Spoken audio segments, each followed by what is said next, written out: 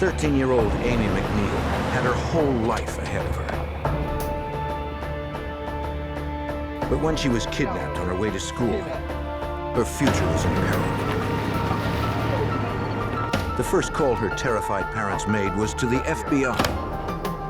They hoped that the combined experience of agents and local law enforcement would flesh out the kidnappers before they took her life.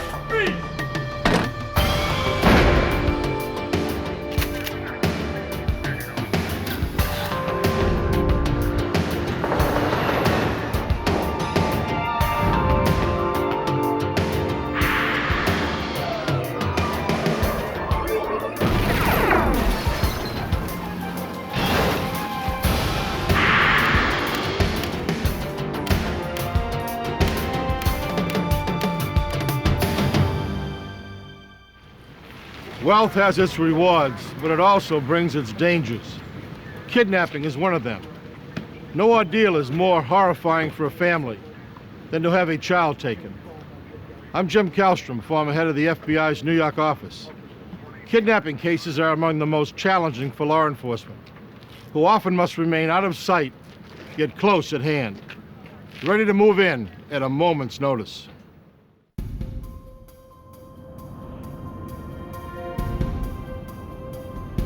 About 20 miles south of Fort Worth, Texas, lies Alvarado, a small town in rural Johnson County. A few wealthy residents found Alvarado a safe haven away from the state's urban centers. The McNeils were among them. They lived as one of the area's most prominent families, partly from the return that Mr. McNeil made by selling an early design of the handheld calculator. At 7:15 a.m. on Friday, January 11th, 1985, they began their day having breakfast together, as was their usual routine. Amy! Afterwards, their teenage son would drive himself and his 13-year-old sister, Amy, to school. Hi, darling. Please be careful out there today. Come on, come on, come on, come on. Bye, Amy. On the way, Amy and her brothers stopped to pick up their cousin as well. He and his family lived in a separate house on the McNeil estate.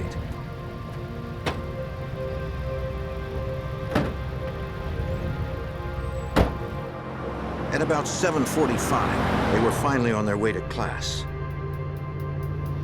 Then, from behind an abandoned truck, a sedan pulled out across the road, forcing the teenagers' Jeep off to the side. A gunman jumped out of the car and approached the Jeep. He demanded that Amy get into the sedan. The blonde-haired man warned her brother not to contact the authorities. He would call the family in a short while with his demands.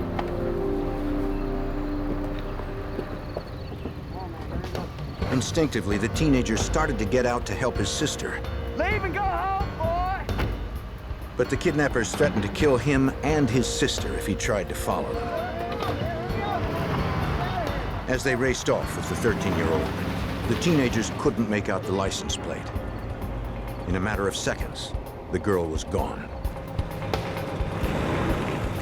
They turned around and sped home. The boys told the McNeils what had happened and repeated the kidnappers' warning not to contact the authorities. They pulled us over and they had guns. And then if you told the police that they kill her. Mr. McNeil ignored the demand and called the FBI field office in nearby Fort Worth. Give me the FBI.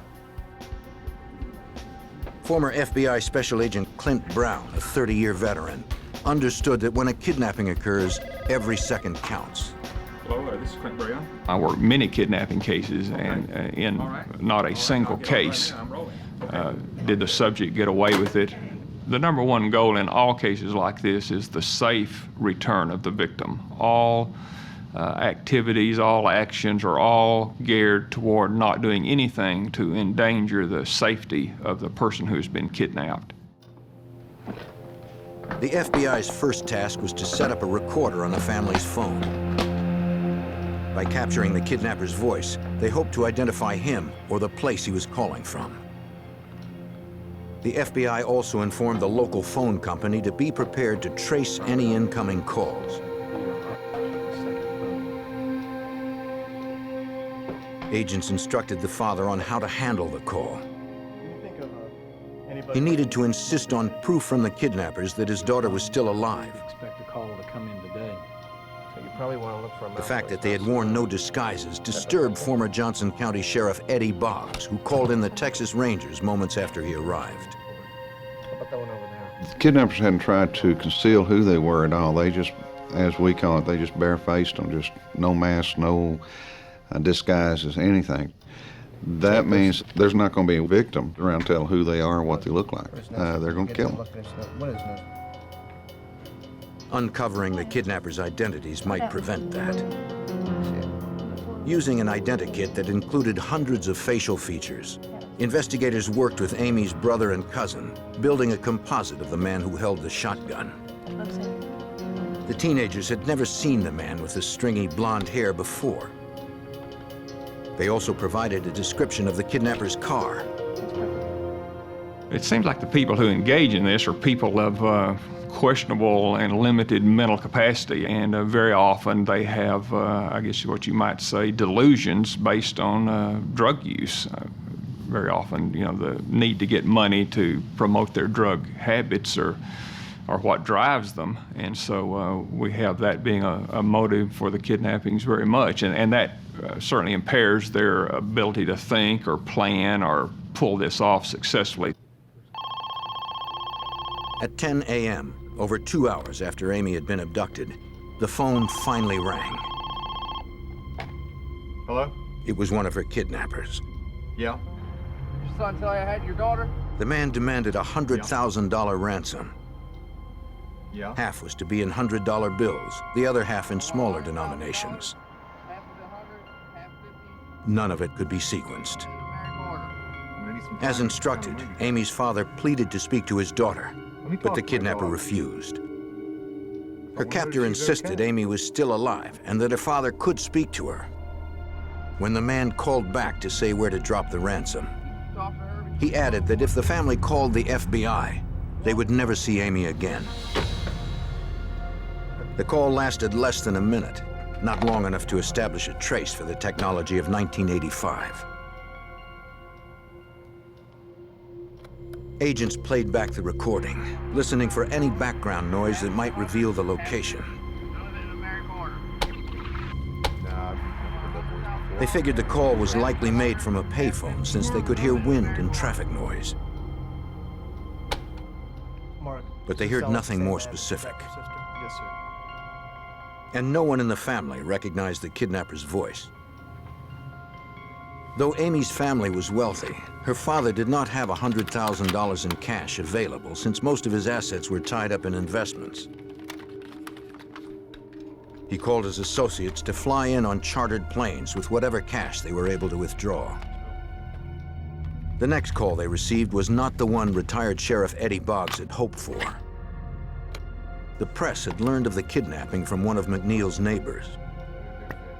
I got a call from my chief deputy, and he said that he has all sorts of media representatives out there wanting a story. They knew that there had been a kidnapping, there had been a ransom demand. They demanded to talk to somebody about the story and that they were going to go on the air with it. If the kidnappers discovered that law enforcement was involved, they would likely dispose of Amy before the ransom was delivered. Investigators discussed what they should do next as precious minutes ticked by. The FBI instructed the family and the Johnson County Sheriff on how to proceed. And the FBI said, well, here's what you do. You have your chief deputy call each one of the reporters in, ask him for his ID, ask him who is the very top man at his station that he can talk to, and then tell that top man, we're not going to confirm whether or not you have a story, but if you do have a story and you run it, you could possibly cost the life of a little girl. Every local press agency agreed not to run the story until notified by the sheriff.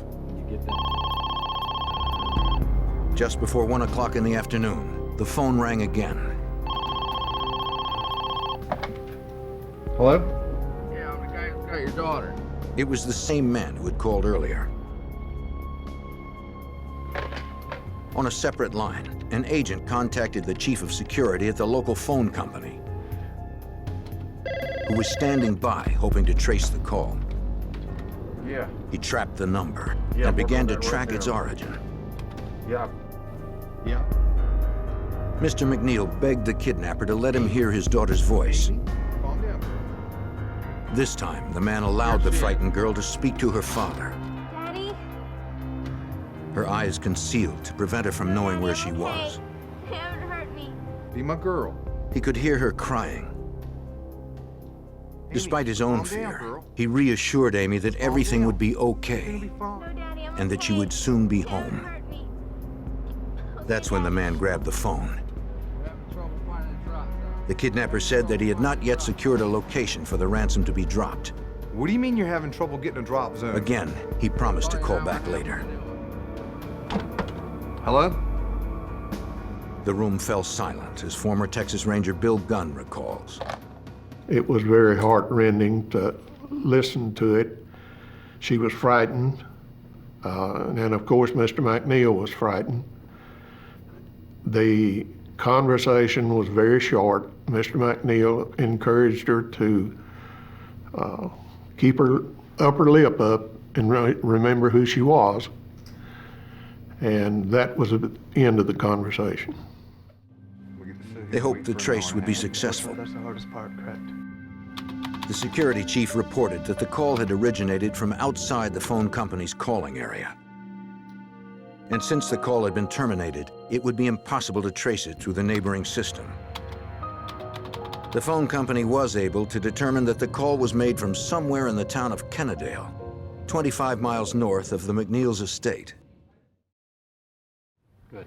Amy was still in Texas, close to Fort Worth. Pin it down? Okay, sounds like. But without a specific location, investigators had little to go You on. know she's in Texas. Yeah. We had no idea, no evidence, no leads, nowhere to go. The only thing we had was the description of a car. I did have my troops, what few I had, to go out and start in a perimeter, expanding the perimeter, checking every farm, every house, every housing addition, everywhere they could for a car that matched the description that we had. Johnson County deputies fanned out over a 30-mile radius from Alvarado up to Kennedale, searching for the kidnapper's car. They also alerted other local officers to be on the lookout for the four-door sedan. Yet without a license plate, it was not likely they'd locate the vehicle among the rural expanse. Almost 6 hours after 13-year-old Amy McNeil had been abducted, her father's friends from Texas and Arkansas had begun to arrive in Alvarado carrying tens of thousands in cash. Texas Rangers escorted them from a small airport to a local bank where the currency would be processed before it was paid to the kidnappers. Wearing latex gloves, Rangers recorded and bundled the $100,000 ransom. They assembled half of it in $100 bills as the kidnapper had instructed. Another $50,000 was compiled from smaller denominations. Retired Texas Ranger Sergeant John Dendy helped direct the processing. They had quite a time raising that amount of money on such short notice. But after they got the money, then the Rangers that were at the bank started to getting clean bags to put it in. In other words, no fingerprints, plastic bags, and made copies of the bills, so we'd have the serial numbers on each bill. Everything was loaded up, and then all we had to do then was sit and wait until more demands came in. In the late afternoon, deputies had located a car that fit the description of the kidnapper's vehicle, parked 20 miles from the McNeil's estate. A license plate check revealed that the sedan had been stolen the day before from Mesquite, Texas, 50 miles east of Alvarado. Inside, deputies found no obvious signs of Amy or her abductors. They impounded the car and continued to canvass the area for witnesses who may have seen the driver. At the Johnson County Sheriff's Department, the FBI processed the sedan for forensic evidence.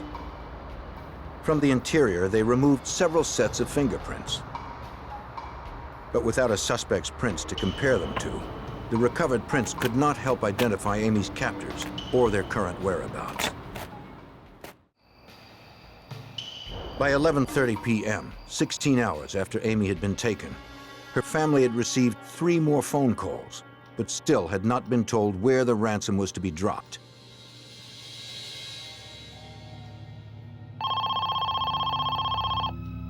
They hoped this would be the call that could secure Amy's release. Hello? It was the same man who had called earlier. Yeah? Once again, the phone company initiated a trace. Yeah, I'm working on it right now. Amy's father told the kidnapper that he had the $100,000 prepared as the man had requested. No, I don't want to do this tomorrow. But the caller said that it was too late. Alright, The ransom drop he had in mind was at least 200 miles away from Alvarado. There's the gas station. No. By the time Mr. McNeil reached the location, it would be light, too risky for the kidnapper to take a chance on being seen. No, I don't. The father pleaded to make the exchange tonight. No, I can't wait till tomorrow. You wouldn't be there. The man I'll be refused. calling you at 7 o'clock He said he'd call back tomorrow to make the arrangements. We didn't think they would let us have her back alive, you know, in good shape.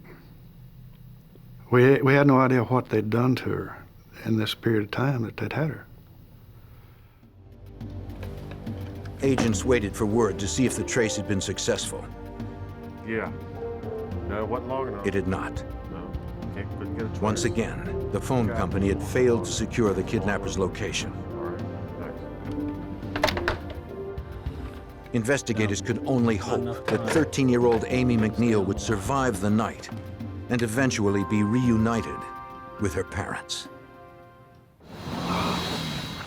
By 5 p.m. on Saturday, January 12, 1985, a day and a half had passed since 13-year-old Amy McNeil had been kidnapped on her way to school in Alvarado, Texas.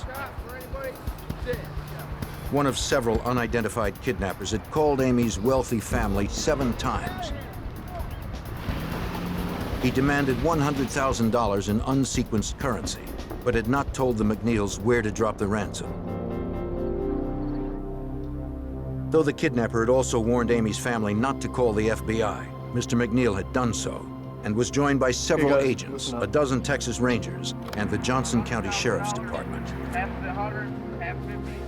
Her abductors had promised to call again at 5 p.m. with the location of the ransom exchange and to confirm that Amy remained unharmed.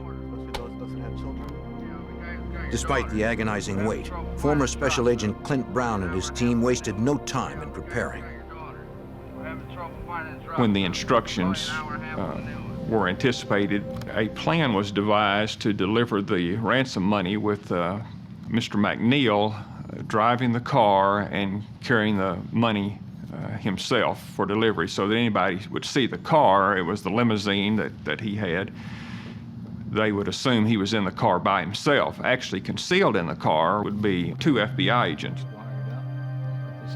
The agents also outfitted Mr. McNeil with a mini cassette device to record any conversations he may have with the kidnappers if they should approach his limousine. The interior of the car would be wired as well, and the 2 concealed agents would be heavily armed. At 5:10 p.m., the kidnapper called again.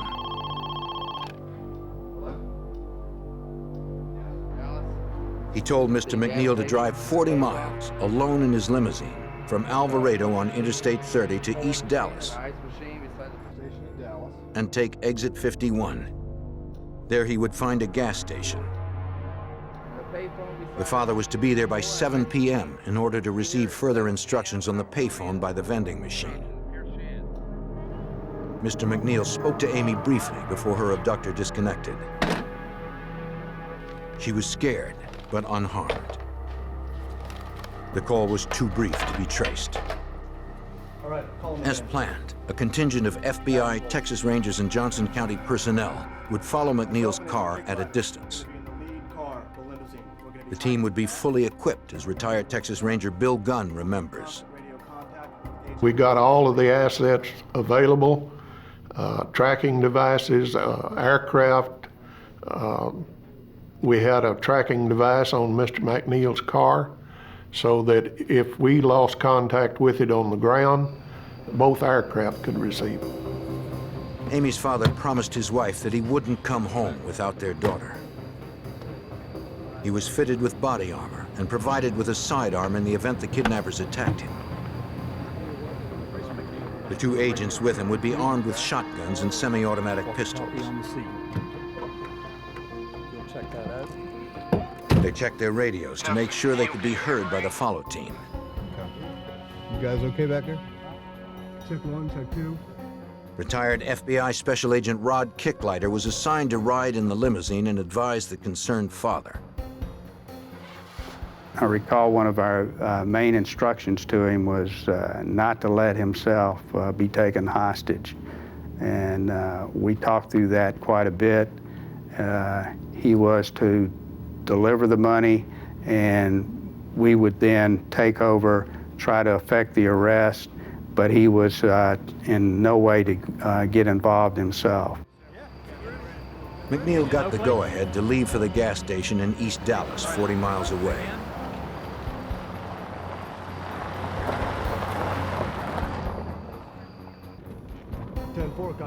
When the limo had reached about a mile, the agent instructed the others to follow.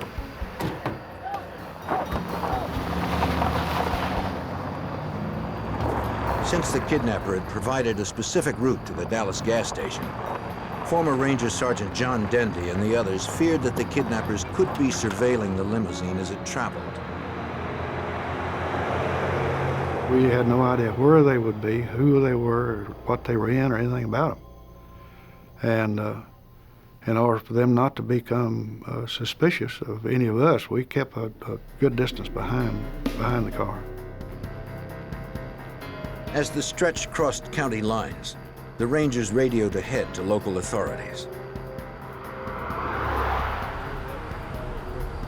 They informed traffic patrols not to stop the speeding unmarked cars and provided license plates for their vehicles.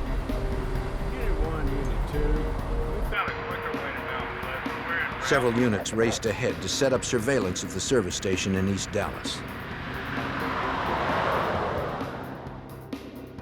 While most maintained an outside perimeter, one team held a distant view of the payphone. They stood by, ready to act, in the event that the kidnappers revealed themselves or their 13-year-old hostage.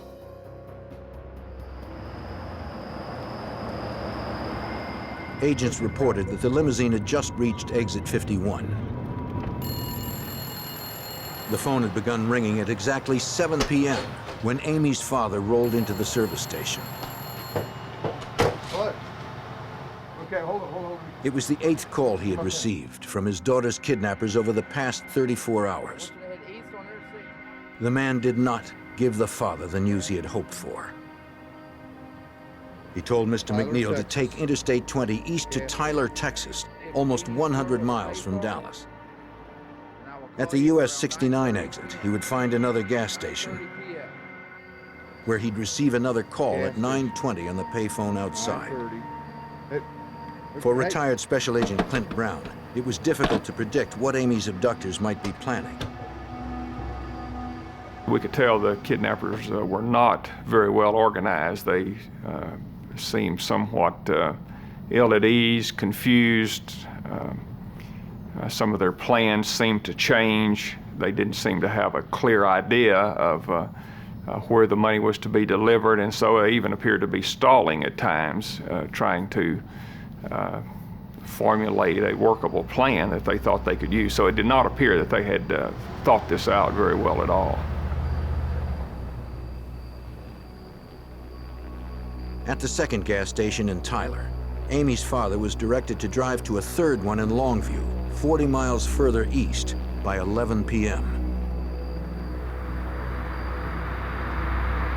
From there, he was ordered to drive 60 more miles north to a fourth gas station in Mount Pleasant, Texas. Precisely at midnight, he'd receive another call at the payphone outside. By now, investigators had covered over 180 miles, traveling for well over 5.5 hours. They hadn't anticipated the long trip, and 2 surveillance aircraft were forced to turn back to refuel in Dallas. Despite their frustrations, the team was determined to outlast the kidnappers. We had no idea what they were going to do next. They just kept running us over East Texas. We saw a large portion of East Texas, and we didn't know when it was going to stop. But we knew that we were there for the duration. But the situation was only getting worse. About halfway to the Mount Pleasant gas station, the limousine began losing power. After racing at speeds in excess of 100 miles an hour for extended periods, the engine simply quit. Agent Kicklighter feared that the mechanical problem would jeopardize any chance they may have still had to rescue the 13-year-old. We're all getting a little tense and excited and worried that we're not going to get to the drop site and that we're not going to be able to get Amy back. Dozens of miles away, at the gas station in Mount Pleasant, 2 camouflaged Texas Ranger snipers had been deployed to surveil the payphone. At midnight, it began to ring. Mr. McNeil was the only one who could answer. But he missed the call. At midnight on January 13th, 1985, just outside Mount Pleasant, Texas, 2 FBI agents and the wealthy father of a kidnapped 13-year-old girl worked frantically to repair a limousine's engine. Mr. McNeil's limousine was the car his daughter's kidnappers expected him to be driving alone to a Mount Pleasant gas station payphone by midnight. As Mr. McNeil tried to restart his car, 2 camouflaged Texas Ranger snipers, deployed to surveil the gas station, watched helplessly as the phone began ringing.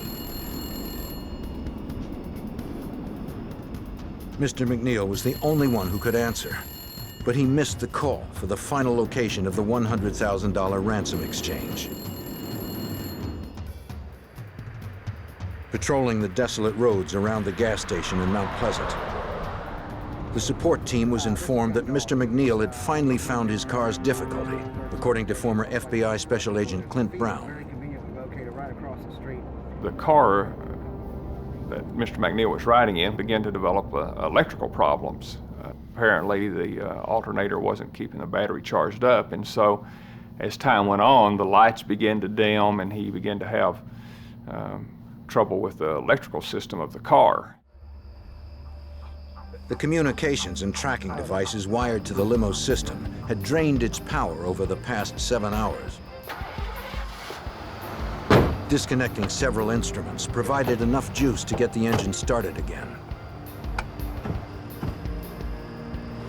Though the headlights were inoperable, the car would move forward.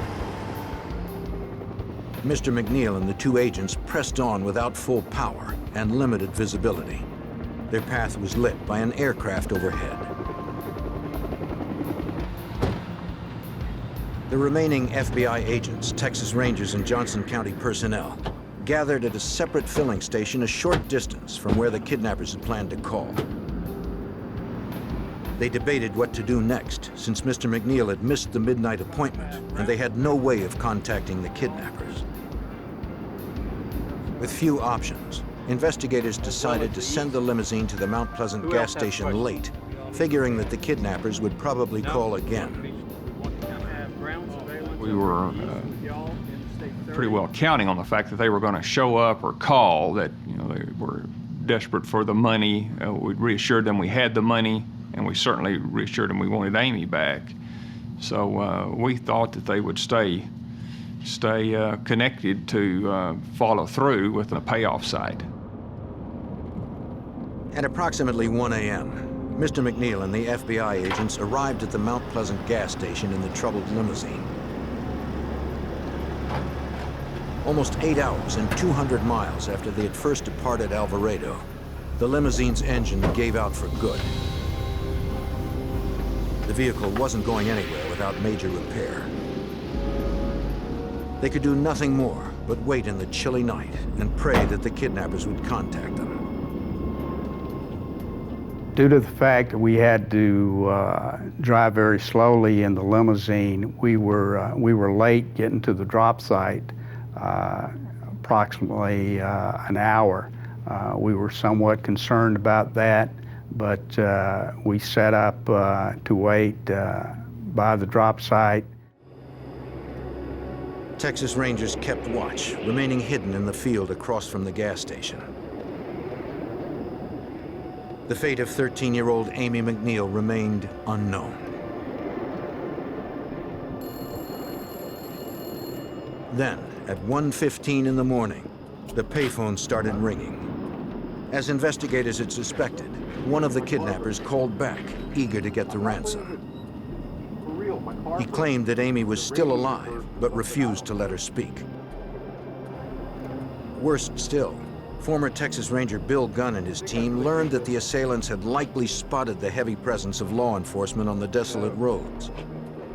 They started out telling him that he had brought the police with him, and they were very unhappy with that. So they finally told him to bring the money to a motel in Mount Pleasant.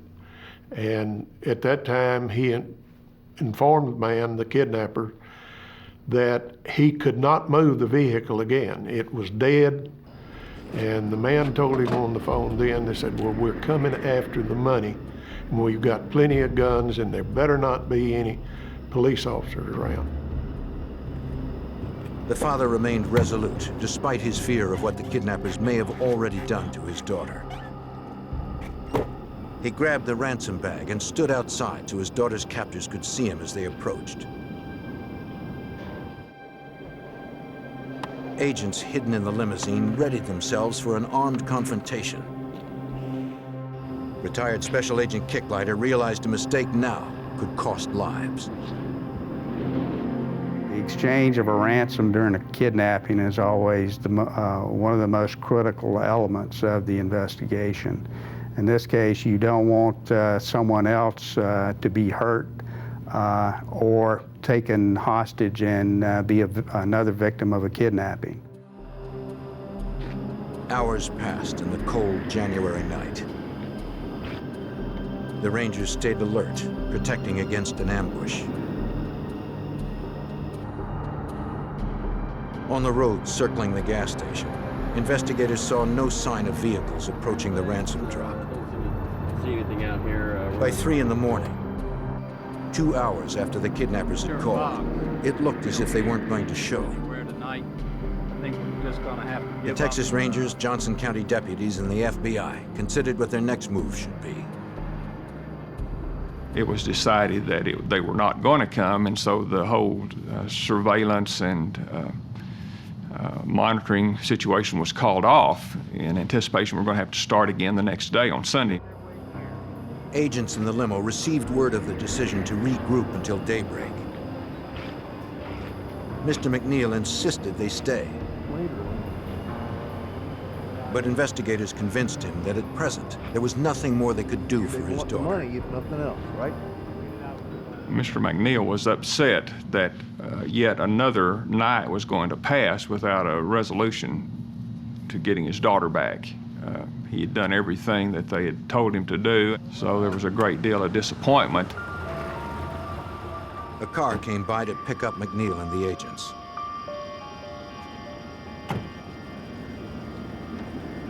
They headed back to the nearby gas station where others had begun to assemble.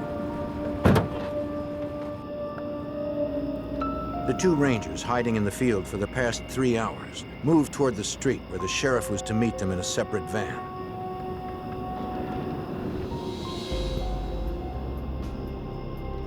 As they approached, an unidentified vehicle cruised by their position. It was filled with a group of men and a young girl who headed towards the interstate. Buick southbound. The Rangers called for units. Location. Need somebody to pick them up. As they watched those believed to be the kidnappers speed off into the cold Texas night. At 3:45 a.m. on January 13th, 1985, 2 Texas Rangers believed they had spotted the kidnappers of 13-year-old Amy McNeil racing away from the Ransom drop point in Mount Pleasant, Texas.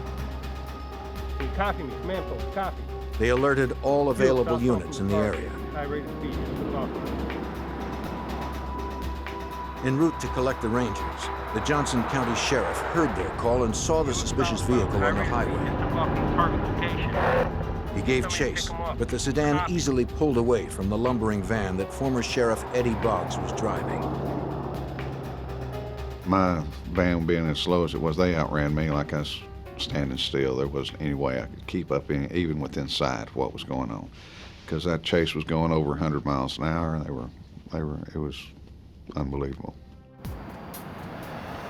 Despite his best efforts, the sheriff lost the car and returned to the makeshift command post to provide a detailed account. Amy's life was now in even greater jeopardy since there was no question the kidnappers knew law enforcement was in the area. Then a call came in from their remaining aircraft.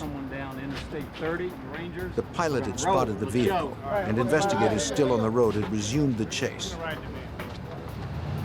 Former Texas Ranger Bill Gunn recalls that the suspects were speeding west on Interstate 30. But at that time, the rest of us had gotten involved, and we were in pursuit of the vehicle. And we continued at a high-speed chase down Interstate 30, which would have been a direction going toward Dallas, and to a small community in another county. 10 minutes later, Texas Rangers, sheriff deputies, and the FBI fell into line. The suspects refused to slow down. As the lead ranger began to close in, he was fired upon. A shotgun and pistol held at his car with rounds. As he prepared to return fire, he glimpsed 2 girls in the back seat. One was young Amy McNeil, who they were forcing into the back window. The people who were responsible for this started firing guns at them out the back windows on each side of the Buick. They would push Amy up into the back glass where she could be seen, and of course we couldn't return any fire. Construction narrowed the interstate to 1 lane, but the suspects did not slow. Shots hit the grill of the lead car. Slugs pierced the carburetor, forcing the Ranger to stop.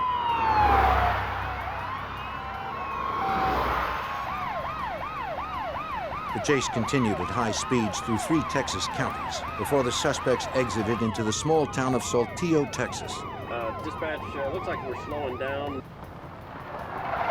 Unexpectedly, at about 4 a.m., they stopped on the front lawn of a home and several fled on foot. They opened fire on investigators. 2 gunmen barricaded themselves behind a van parked in the driveway, while a third disappeared behind the house. None of the officers on the scene were wearing body armor. When I first got out of the car, I could see this man standing in front of the van. Now, this is Sunday morning at 4 o'clock, and no moon as far as I can remember. And every time he'd pull off around with that 12 gauge, he'd light up the world. Investigators took cover behind their vehicles and pinned the gunman down. The suspect's abandoned car was in the direct line of fire.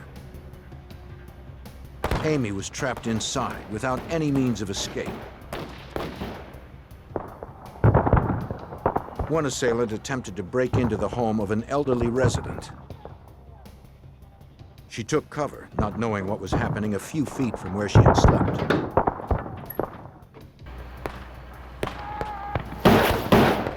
As the firefight raged on, investigators knew that they had to somehow get to Amy McNeil before it was too late.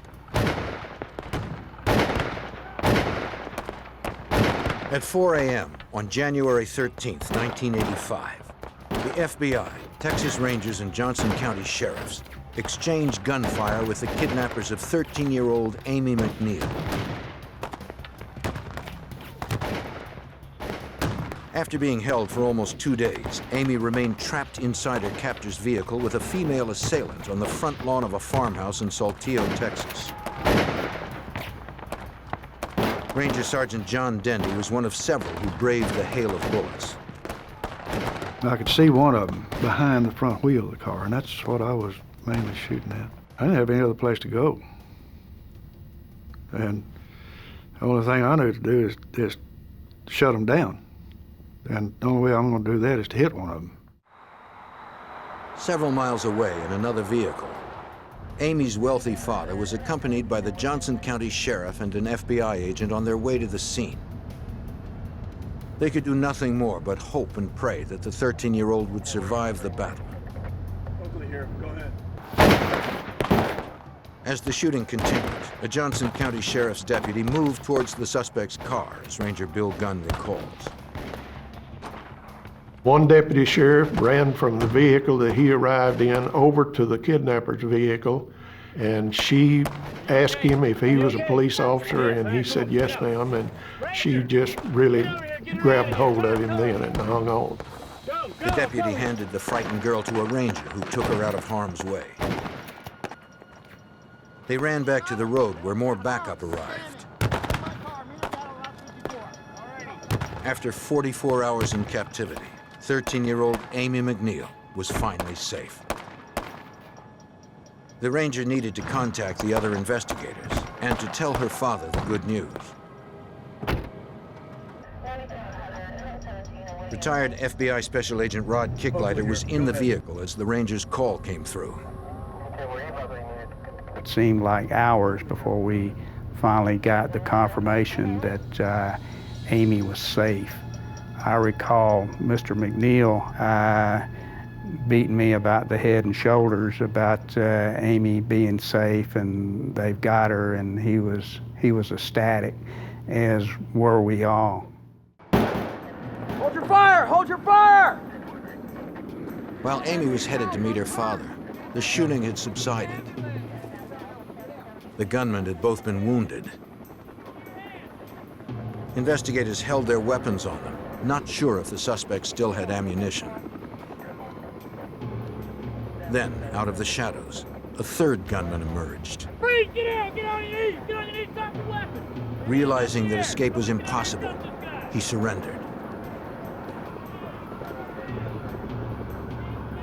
From inside the kidnapper's car, investigators cuffed the female suspect and a fourth man who had remained there during the shootout. Rangers confirmed with Amy that all the kidnappers were now in custody. On a deserted highway a mile away, Amy ran towards the waiting van that held Mr. McNeil. Dad! Dad! Former Special Agent Clint Brown watched the reunion between father and daughter. Everybody was pretty emotional. You know, we all had kids and daughters and such, so we were pretty emotional just watching that reunion, and everyone was so happy that it had turned out so well that we all shared in that excitement and joy of her being recovered safely. No one but the suspects had been hit by gunfire. Both were ex-convicts and high on methamphetamine at the time of the shooting. The elderly resident was also examined. She had survived the ordeal with only frayed nerves. A license plate check on the kidnapper's car revealed that it had been stolen in Dallas the day before. Investigators also figured out why the suspects had stopped their vehicle when they had.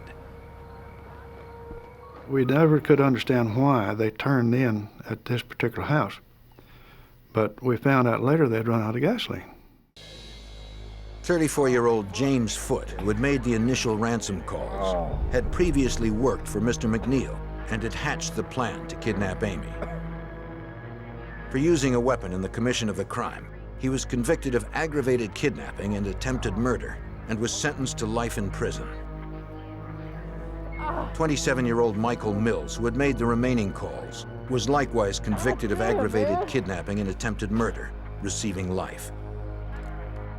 The other assailants, 21-year-old Daniel Neckar Jr. and 21-year-old Thomas Barnes, were convicted of the same charges and also sentenced to life. The 18-year-old woman who was with them was charged as the men were. She had only met James Foote a few days earlier before the kidnapping had occurred. The woman was scared when the men brought the 13-year-old into the house, but stayed to prevent Amy from being abused by them.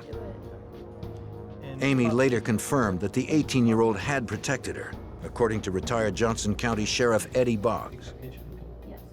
She was only given a 10-year probated sentence per Amy's request.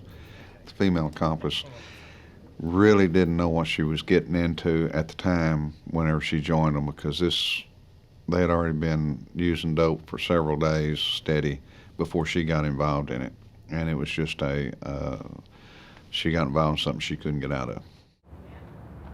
6 months later, on July 4th, 1985, Foote was transferred from the state penitentiary to the Johnson County Jail to face additional charges.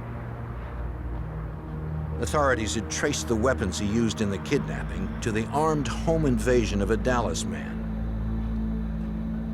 Foote was also indicted in Arlington, where he had attempted to kidnap the child of a wealthy developer days before he took Amy. Outside, in the blistering Texas summer, the prison guard agreed to retrieve a water hose to cool down the inmates. When he left, Foote climbed over the 8-foot fence. He made it under the barbed wire. Seconds later, the kidnapper disappeared into the nearby woods. That evening, the Johnson County Sheriff faced the difficult task of informing Mr. McNeil that his daughter's kidnapper had escaped to where no one knew. Deputies would be stationed outside the McNeil home as long as Foote remained at large, fearing that the convict might seek vengeance on the family. Mr. McNeil immediately offered a reward for any information leading to Foote's recapture. A few days later, a call came in to Sheriff Boggs that seemed promising. James Foote had a cousin that lived up close to Paris, Texas, that called in and said that he knew where he was and had been in contact with him. And that cousin also had some criminal charges pending on him and was willing to make a deal. Okay, guys, we're going to be entering. Foote had been hiding in the cousin's Paris, Texas home, 170 miles northwest of the prison. Gain access to the property. Johnson County deputies prepared for the assault of the single-story dwelling. Over here. This is your living room area. They readied themselves for another armed confrontation. As promised, the cousin made certain that Foote was inside at home for the arrest to take place. Deputy Sheriff, freeze! Get your hands up and This time, there would be no shootout. Sheriff deputies captured Foote without incident. He was returned to prison, where Foote will spend the rest of his life. At the state capitol in Austin, Texas, retired Ranger Sergeant John Dendy was among those who received commendation and recognition for the successful conclusion to the case. Going to Austin, talking to the governor, getting a commendation. The fact that I knew that I had had something to do with saving this beautiful little girl's life was worth more than anything else they could do. That made everything worthwhile. All the 36 years that I spent in law enforcement, that was the top. Because law enforcement responded quickly and did not relent, Amy McNeil was reunited with her family and friends, thankful for the determined officers and agents who answered the call. The nation's railroads become the conduit of a killer. He strikes at random, then disappears. Recurring clues tell police they face the worst predator of all, a ritual serial killer. He's cunning, deadly, and on the move. But the authorities are determined to stop him in his tracks.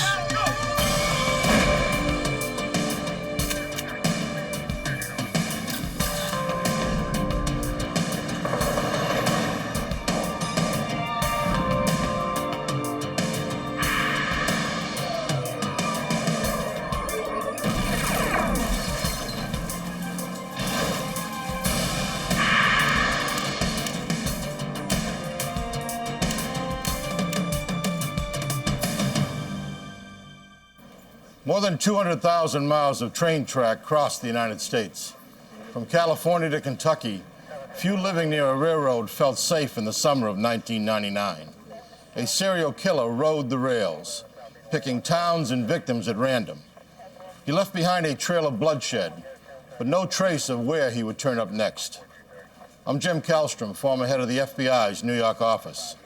As the number of victims grew, the FBI enlisted the help of a profiler to help predict the killer's next move.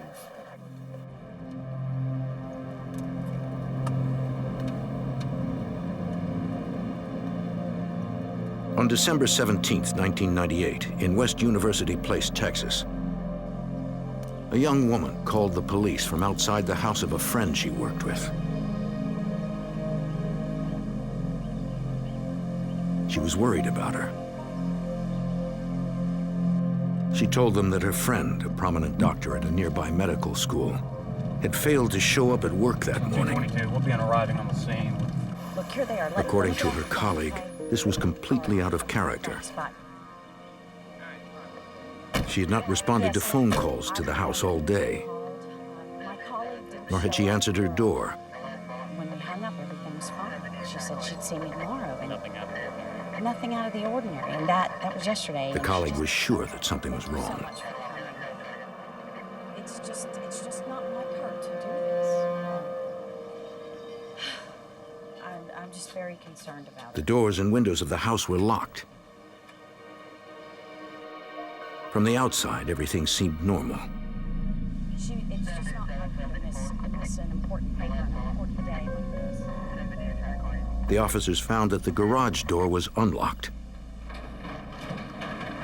And inside, the door to the house, wide open. Jewelry on the floor suggested a robbery. 222, I'm going to use the bag with you as possible for it.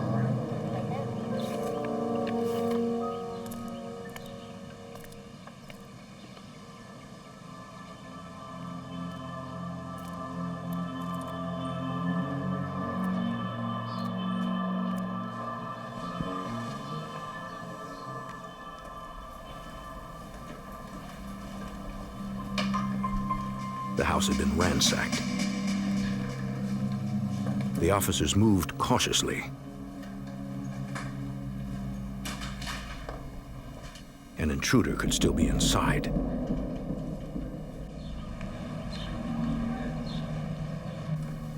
The downstairs was clear.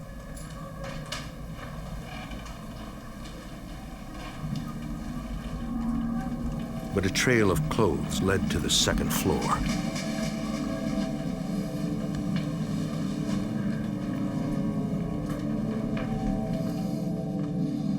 In the master bedroom, they found the doctor.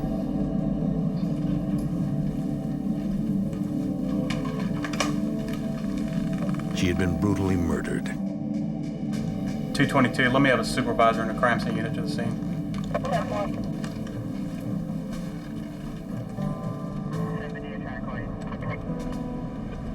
Detective Kenneth Maha responded to the scene.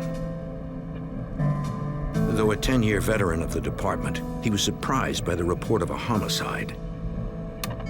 West University Place, just a small little suburb, 2.2 square miles, right in the middle of Houston, largely residential and an affluent community. And the last time we had a murder was in 1985 during a robbery of a pharmacy. The brutality of the crime struck the detective.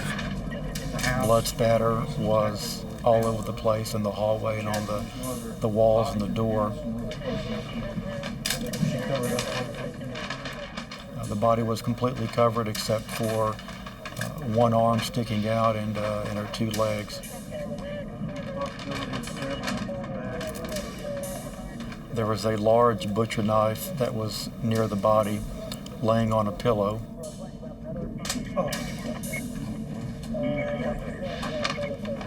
Investigators also recovered a heavy, blood-spattered blunt object nearby. Both were weapons of opportunity the killer found in the house.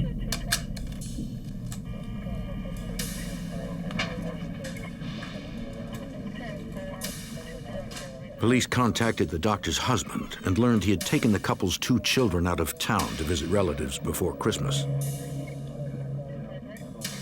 They'd been gone for several days. The victim had work obligations to take care of that week, so she was not able to travel with him. Take a look at this over here. Evidence suggested that the killer had taken his time in the house. He tore open Christmas gifts and rummaged through the victim's belongings. The contents of her purse were spilled out, and her driver's license was clearly left out and displayed. It was quite strange to see it like that.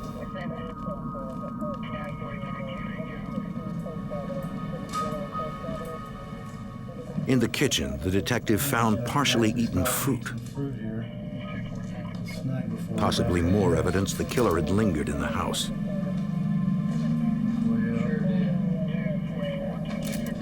He also found the keys to the victim's Jeep. According to the doctor's husband, it was the only set. In the garage, there were no foreign fingerprints at the suspected point of entry. But on a workbench, investigators found the broken cover of a steering column next to some pry tools. The killer must have stolen the victim's Jeep. We surmised then that he had to break the steering column of the Jeep to actually crank it up and to start it. Here, the murderer made a crucial mistake. When I picked up the large piece of the steering column, I could visibly see fingerprints on the shiny black plastic. The column cover was bagged for later analysis at the lab.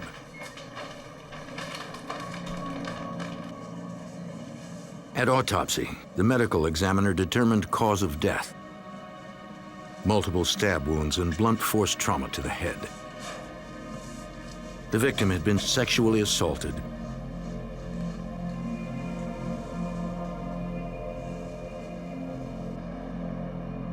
The gruesome nature of the murder worried Detective Maha. It just didn't fit the pattern of a random killing. It was a step beyond. Investigators knew that killers like this usually don't strike only once. 2 days later, and 200 miles away, San Antonio police found an abandoned Jeep in a motel parking lot. The plates were traced to West University Place. It belonged to the doctor. The plastic cover of the steering column was missing. Inside, investigators found a guitar and a meat cleaver. The doctor's husband had noted that both items were missing from the house.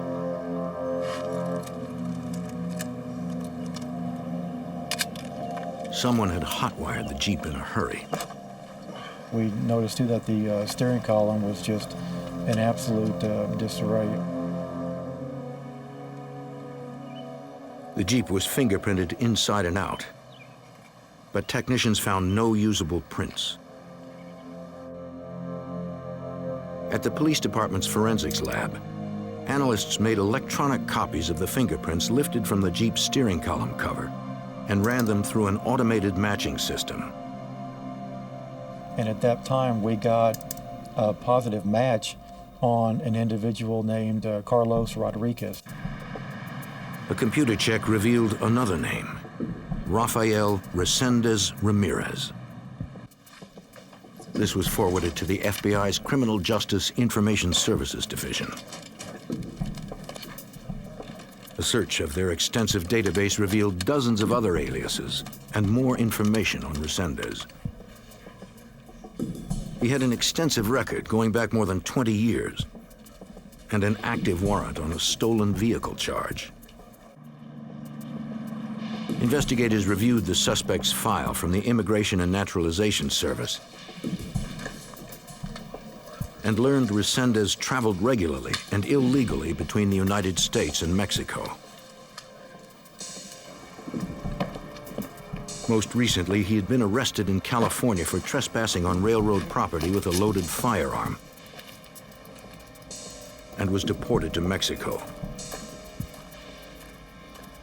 Now it appeared that Rafael Resendez was back in Texas.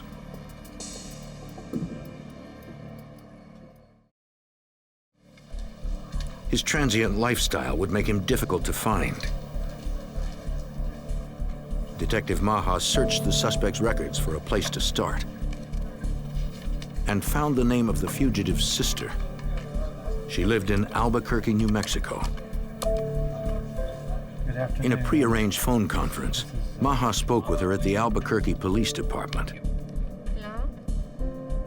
I'd be able to get some things, some information about your brother, if that'd be all right. She wasn't able to tell me a whole lot about current activity of her brother. She did not have much contact with him. She did mention that he would sometimes drift through Albuquerque, stay with her for a few days, and then just disappear. Detective Maha asked her to call if she heard from her brother. And I think there was a little bit of anger and resentment on her part at having to be involved with it. She really didn't want to be associated with him, if indeed he was a real killer as we thought that he was. Authorities also asked the public for help. They distributed wanted posters along the train routes Resendez was known to use. Dozens of tips turned up nothing.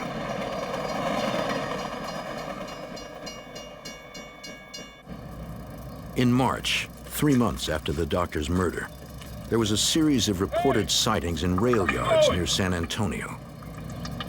Sector 1, this is Sector 2. I've got Resendez had traveled 200 miles west. Each time, he fled before police could respond.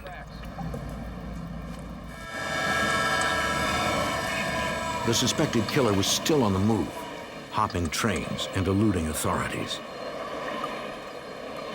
With thousands of miles of train tracks to choose from, Rafael Resendez could be anywhere.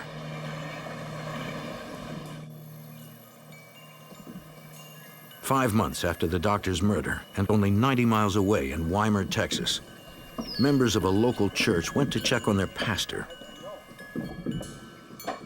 He and his wife had not been at church that morning.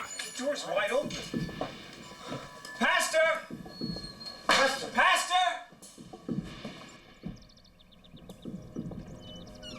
The couple was found, murdered in their own bed.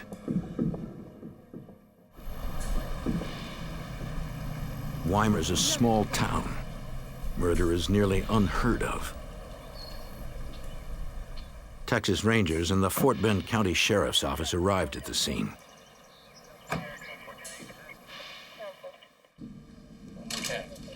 The preacher and his wife had been bludgeoned to death with a sledgehammer, a weapon of opportunity taken from their garage. The coroner set time of death at 24 to 36 hours earlier. The couple had been murdered late Friday or early Saturday morning. Money and valuables lay in plain sight. Robbery was clearly not the motive.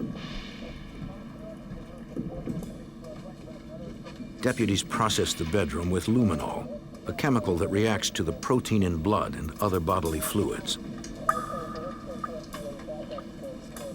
It revealed the victim's blood and bodily fluid from an unknown source. Forensic testing later revealed the woman had been sexually assaulted.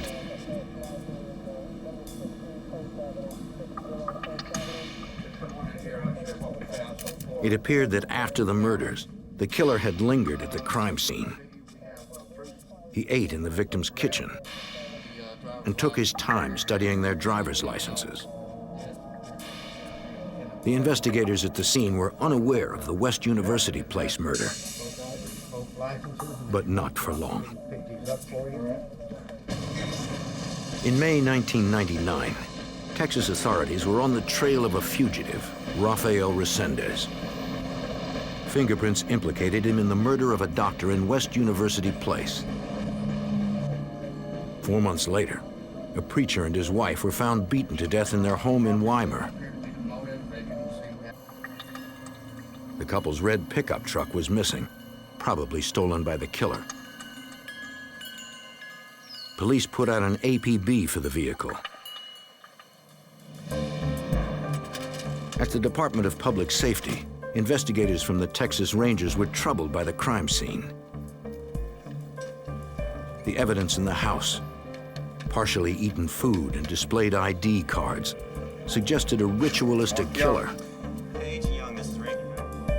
The Rangers contacted the FBI's Houston field office to get the opinion of a criminal profiler, Special Agent Mark Young. You have in a crime scene a lot of messages, a lot of forensic evidence, and a lot of behavioral evidence. You can pick up not only the forensics, the fingerprints, the DNA, the hairs and fibers, and those types of things, but you can also get a look into the offender's behavior. The way he commits that crime is unique. It's different than any other offender. Young noted that this killer acted with extreme rage, but no sign of panic. What really struck me behaviorally was this offender, unlike a lot of others, spent an incredible amount of time in that house going through everything. Their wallet and purse, respectively, were opened up, and their identification was showing. In other words, the offender sat there and looked at their photographs, not taking any credit cards, not taking any cash. Profilers can analyze a killer's behavioral choices in an attempt to reveal details about him. In this case, after killing the victims, the perpetrator kept striking with his weapon, but then he covered their bodies. This suggested perhaps even he was repelled by the results of his actions. Displaying the victim's ID cards might be an act of domination, as if he wanted details about the lives he had taken. One of the Texas Rangers Young spoke to had seen something like this before. He realized, because he had some knowledge of the case in West University, that some of the same types of things had happened. And he said, hey guys, could this be connected? Not only are we looking at some MO that seems similar, but we're looking at behavior, this ritualistic behavior, or what we call sometimes signature of an offender. If there was a connection between the two cases, the forensics lab would find it. One of the advantages we had is that we had forensic evidence in both places. We had fingerprints and DNA evidence in the West University case. We also had DNA evidence at the Weimar location. DNA analysis revealed that the bodily fluid recovered in both cases matched. The same man sexually assaulted both women. Since the first victim's Jeep had been recovered, investigators wondered how the killer got to the second crime scene. In both cases, a vehicle had been stolen after the crime. That would have meant, traditionally, that somebody had to bring the person there, or that they were somebody from close by. Young studied the case file of suspect Rafael Resendez. There was information already in that fugitive investigation indicating that Resendez got around by train. According to the file, there were train tracks 50 yards from the doctor's house in West University Place. We turned around and looked. There's a train track immediately across the street from the Weimar location. With the two cases directly connected, investigators believed Rafael Resendez was a ritual serial killer. The manner that he did these crimes is somewhat evolutionary. You don't just wake up one day and boom, get involved in that type of crime. It's something that you've practiced, you've built up to, and you've done before. And he's not going to stop all of a sudden either. They feared Resendez was using stolen vehicles and the railroads to find his next victim.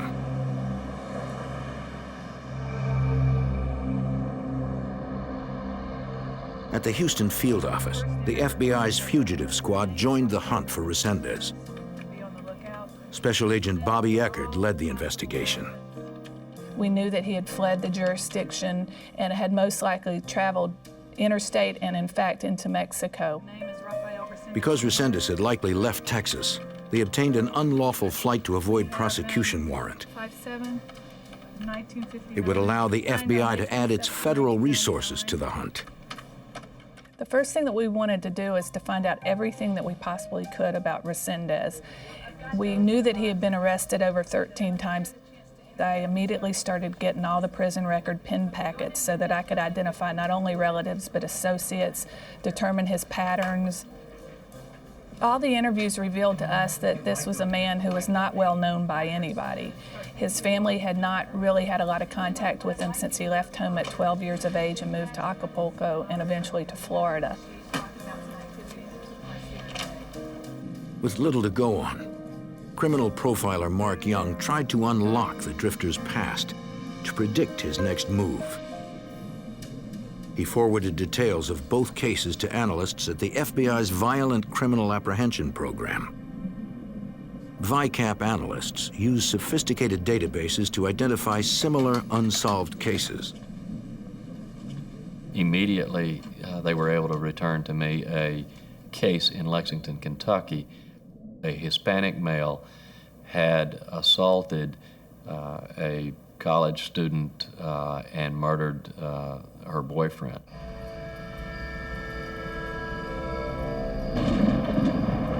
This happened late at night in 1997 near the railroad tracks where these two had been walking. The male was killed by his skull being crushed by a rock, and the female was sexually assaulted. She was also physically assaulted, pretty severe injuries.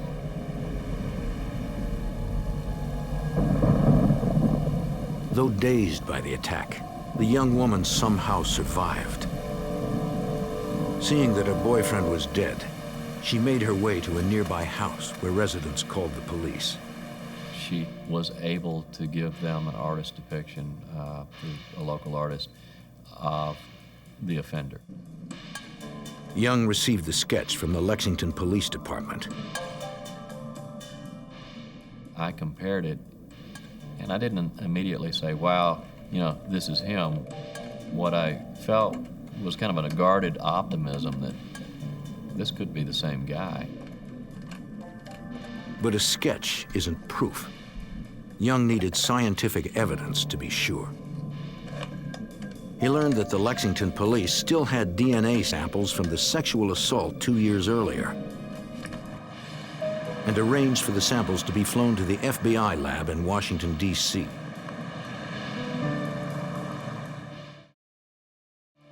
At the DNA analysis unit, examiners began processing the samples. A couple samples to be worked. Examiner Alan Giusti. Out of Kentucky. We look at 13 different unique DNA regions, and we develop an individual profile at each one of those regions. I describe it like looking at a person's physical characteristics. You can look at one DNA region and it might be the same as another person's. And that'd be like saying that two people both have brown eyes. Well, that's very common. You look at 13 different DNA regions, it's like saying somebody has brown eyes, is left-handed, is 6'3", is got red hair. The more DNA regions you look at, the more complete the picture you get of the person. After mapping the DNA profile of the perpetrator from Lexington, Giusti contacted the examiners in Texas who had mapped the samples from Weimar and West University Place. By comparing the results that I obtained with the results they obtained, we were both able to determine that we had a possible common donor. In other words, the same person was committing these crimes. In Texas, Young forwarded the news to the other investigators. I was able to call Lexington PD, and I heard a lot of hooping and hollering because they thought it was going to be an unsolved case. Lexington police now had Rafael Resendez as their prime suspect. Authorities across the Southwest canvassed homeless shelters and train yards. They knew Resendez was out there, somewhere. On May 28th, authorities found the preacher's truck abandoned near a train yard in San Antonio. It looked like Resendez had returned to the rails. Finding him would be an overwhelming task for Special Agent Eckert and her team. We had never faced this type of obstacle before. There are thousands of tracks, there are thousands of trains every day. And it was difficult to determine which line that he rode. With a massive search area to cover, they had to be resourceful.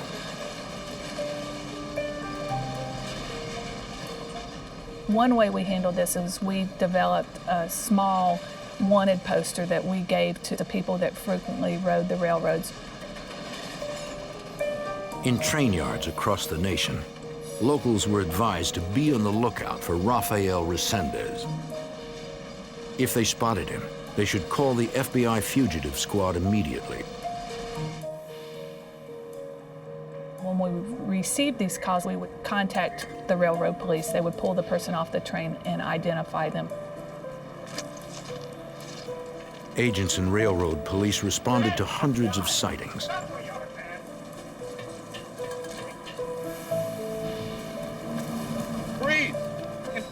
Each time, it wasn't Resendez.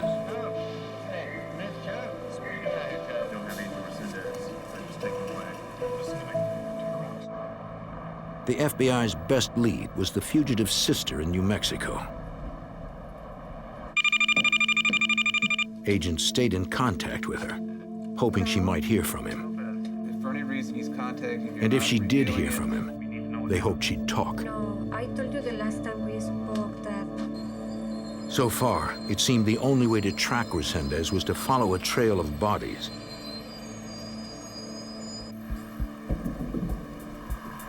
On June 4th, 1999, a Fayette County, Texas woman stopped by her mother's house to check on her.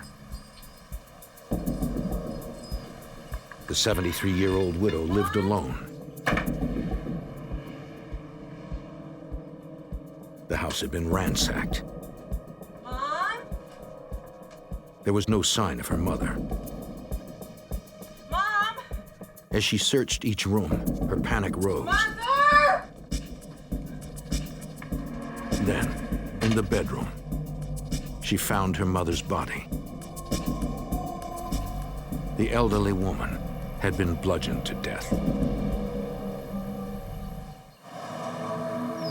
In 1999, agents were on the trail of Rafael Resendez, linked to 4 murders in Texas and Kentucky.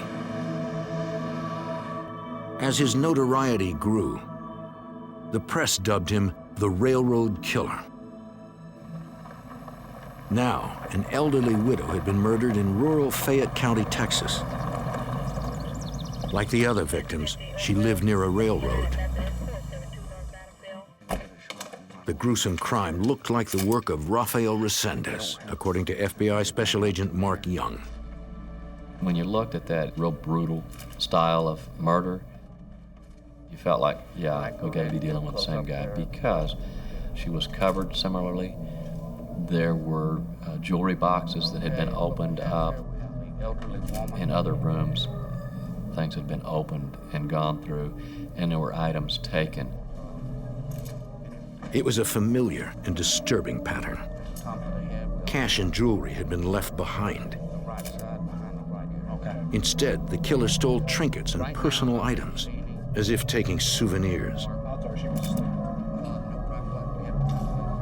Fingerprints in the laundry room indicated the killer had broken in through a rear window. The print was later matched to Resendez. After slaying his victim, he was in no rush to leave. Not only did he go around to all of the rooms, take certain items, and spend an inordinate amount of time, He went and had some fruit and some bread, which was a thing that we had seen a number of times. I take that to be more of a signature, showing that I totally own and dominate this individual and their belongings, more than I'm hungry and I need something to eat.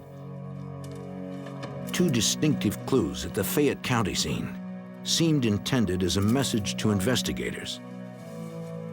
A newspaper had been placed on the sofa, open to an article about the recovery of the preacher's stolen vehicle. In a guest bedroom, they found a toy train. It had been recently unpacked and set up on the bed. It seemed the railroad killer was taunting the authorities. A canine unit followed his scent to the train tracks. From there, the trail went cold.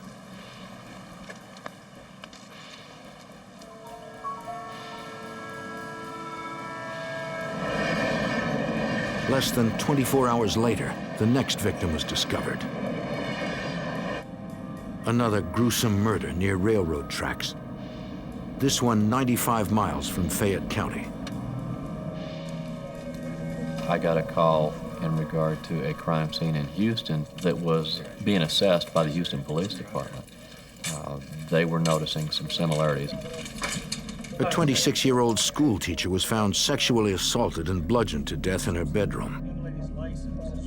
Her driver's license had been removed from her wallet and displayed on a table. Like the other victims, she lived near railroad tracks. The teacher's car, a white Honda sedan, had been stolen. Later DNA analysis confirmed Resendez had assaulted the woman. Now he was killing at a much faster pace. One of the concerns we did have was that this guy was going to evolve into what we call a spree killer. A lot of times in the past, we've had serial killers, Ted Bundy, for instance, that the pressure got so great that they went into a spree mode, and that is they began to kill a number of victims with really no cooling off period. With his last two victims killed in a 24-hour period, it appeared Resendez had made the shift to spree killer. 2014, three-step protection on the conductor. Step in there, air and brake, go out. On June 6th, a rail yard worker spotted the fugitive in Flatonia, Texas, halfway between Houston and San Antonio. 2014, we have a trespass on premises. Call Central Dispatch, running westbound. He immediately notified local police and the FBI. 2014, we got an emergency situation. Mill Hispanic, westbound. Once again, Resendez slipped away. Okay, guys, we've got some additional information. At the Houston FBI field office, Operation Train Stop was created. Now investigators from more than 30 agencies were assigned exclusively to the case. You'll remember we got Special Agent Bobby Eckerd was part of the operation that was comprised of two basic squads. You had the one squad that was the serial homicide investigators that were looking into the various homicides, developing evidence of crimes. Then the other side was the fugitive investigators that their sole purpose was to locate, apprehend, and arrest Resendez. The fugitive squad looked for patterns in the suspect's past. We were able to determine that he followed the crops throughout the United States. In Washington State, he followed the avocado route. In Florida, he would be involved in the citrus crops. In Kentucky and North Carolina, he would pick tobacco. After identifying farm work sites and addresses of friends and family, agents would try to eliminate these comfort zones. And you go everywhere that you can possibly think of that the fugitive might show up. By going there, by law enforcement presence in those places, people aren't willing to help out the fugitive anymore. But this fugitive was comfortable traveling fast and on his own without any help. And his murder spree was not yet over. 8 days after the schoolteacher was killed in Houston, her car was found 300 miles away near the Mexican border. Inside was a knife, but no sign of where Resendez had gone.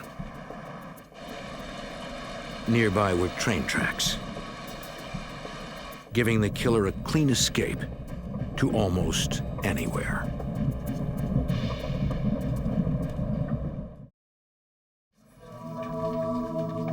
In 1999, more than 30 law enforcement agencies hunted for Rafael Resendez, known as the Railroad Killer.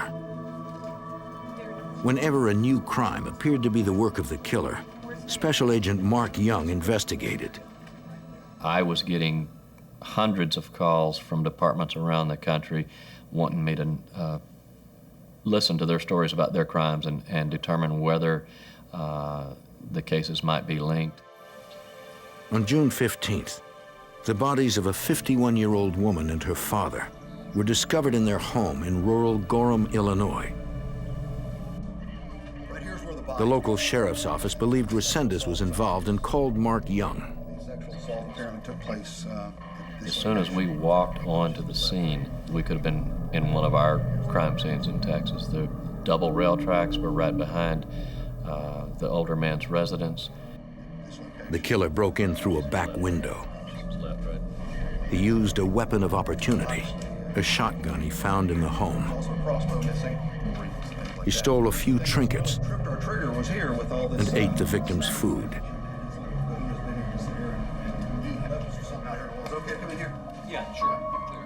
But this time the killer had added something new, a statement scrawled on the wall.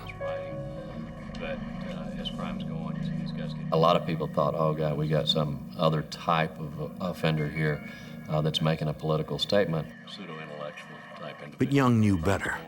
He had reviewed the fugitive's prison file, including his correspondence.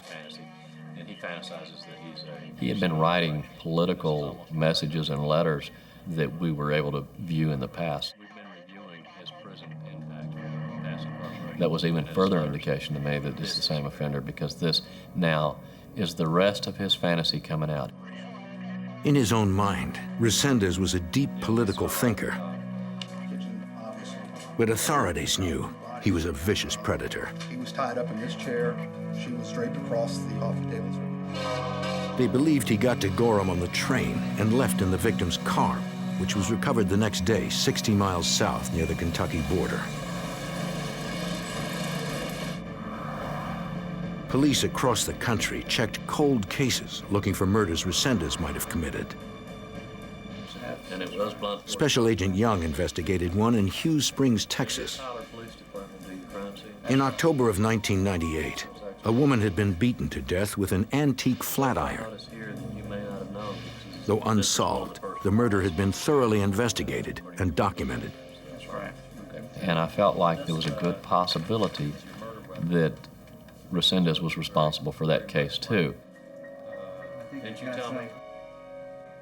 We had blunt force trauma. She was an elderly victim. She was not sexually assaulted, but she was covered in a similar fashion. And in looking at his crime scene photography, I see where her identification had been placed up as if the offender looked at it, because it happened in home.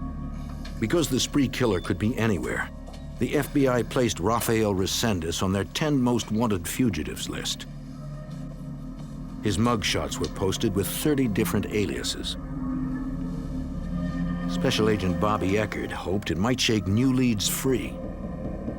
What this does is it raises the awareness of the case, the fugitive status, and it also allowed for us to offer up to $50,000 for the successful apprehension of Resendez.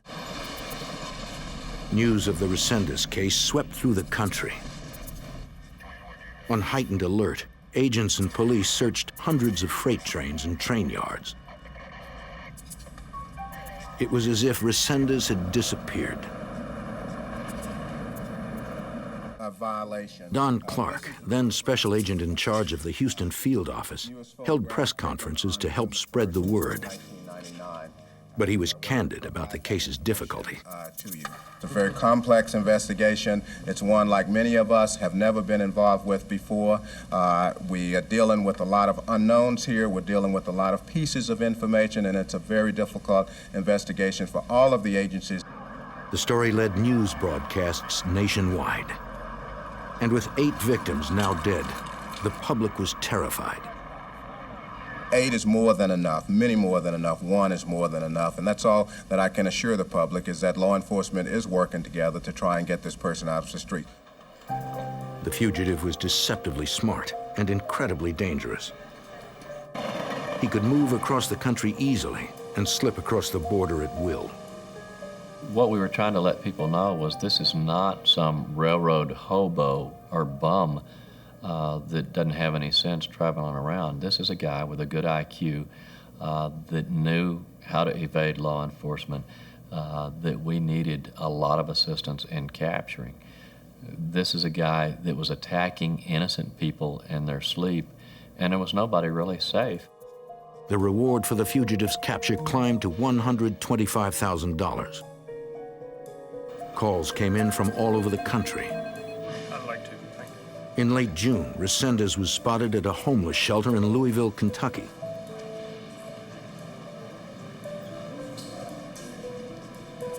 But he never stayed in one place for long. Before the police could arrive, he was gone. Sergeant Mark Barnard of the Lexington, Kentucky Police Department warned the public. If I lived near a railroad track, I'd certainly have it well lit. I'd check and make sure nothing is out of the ordinary. I'd know my environment, my neighbors. I'd check my doors and windows. The tips kept coming. We had 3,178 calls that came into the command post. From those calls, we generated over 1,100 leads. In other words, things that needed to be done throughout the United States and in Mexico.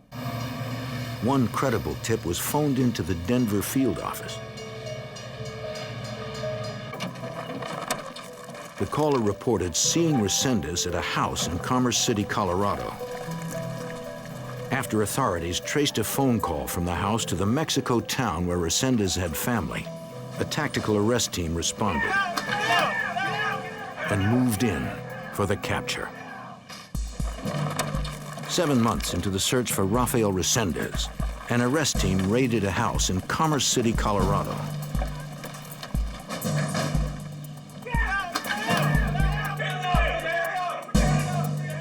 They secured the occupants and searched the house. But Resendez was nowhere to be found. And authorities later determined the tip was a case of mistaken identity. Texas Rangers and the FBI agents kept in contact with the fugitive's sister in New Mexico. She assured them that she had not heard from her brother, but promised that if he called, she would contact them. I'd like to take a look at these photographs. But at the FBI command post in Houston, the next big lead concerned a relative no one knew about before. Agents learned Resendez had a wife in Mexico. Special Agent Bobby Eckert followed up on the surprising new lead. The command post became aware that he had a common-law wife because she was interviewed by Mexican media. And a local station got a copy of that interview and aired it locally. At that point, we brought his wife to Houston for a 2-day interview. Authorities needed to know as much as they could about Resendez, his patterns, and the places he had stayed. And did he write you all the time? She provided us with a lot of information about Resendez and his habits over the last 2 or 3 years. She advised that he brought her jewelry, he brought her figurines, sometimes little angel figurines. He brought her a guitar. I knew that a lot of these items had been stolen from crime scenes. And it in fact turned out that these items were linked to the homicides. She said Resendez had been in Mexico very recently, but she hadn't seen him in days. How were you made aware of that? She was cooperating because she feared he wasn't safe there. In Mexico, bounty hunters were after him. Resendez was running out of places to hide.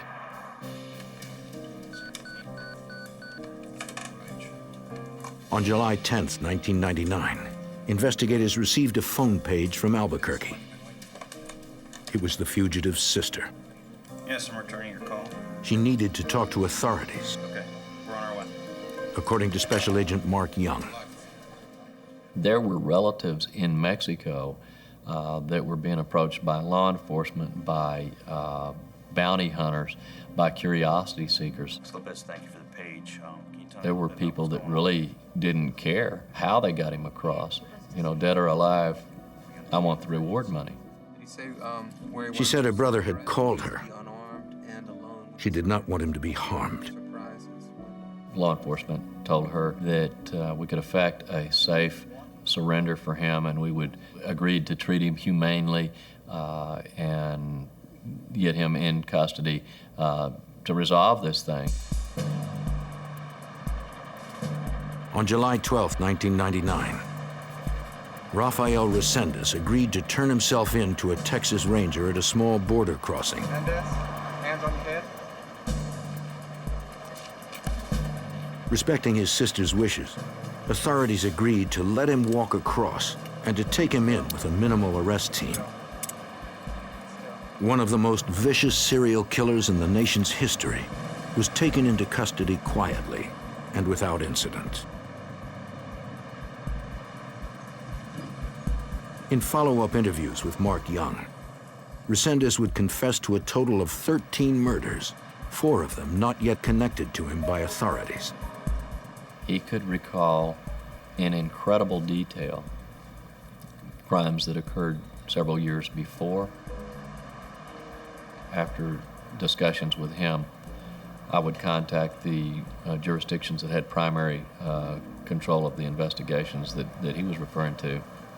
And we resolved 2 homicides in Florida, Marion County, Florida, 1 in Colton, California, and 1 homicide in Barrow County, Georgia. You tell me the train. The question in everyone's mind was why. In the interviews, Resendez made the sickening claim that he killed to wipe out evil. Yet among his victims were a doctor, a preacher and his wife, a teacher, and elderly people. Did you murder? All upstanding citizens, well-loved by their families. Yes. The search for Rafael Resendez took 8 months and cost hundreds of thousands of dollars. In court, he attempted to use an insanity defense to explain his crimes. But in May of 2000, he was found guilty of first-degree murder. 4 days later, Rafael Resendez was sentenced to death. In Texas, an unsuspecting federal agent is abducted at gunpoint. The men responsible escape unseen into the vast South Texas terrain. Valuable minutes pass before the lawman's disappearance is discovered. With the life of one of their own in jeopardy, his colleagues are determined. They will find the suspects, bring them in, and make them pay.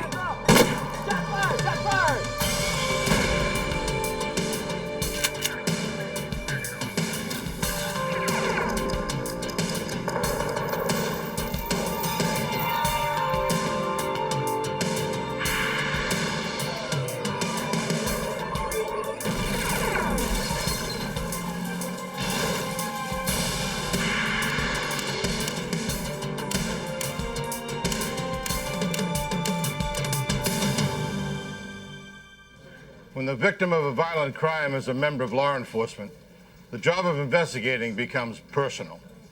At a United States border crossing, armed fugitives kidnapped a customs inspector, then vanished. I'm Jim Kallstrom, former head of the FBI's New York office. Desperate to find their colleague, local, state, and federal authorities waged a full-scale manhunt in Texas and in Mexico. Racing against the clock, they hoped their resolve would make the difference.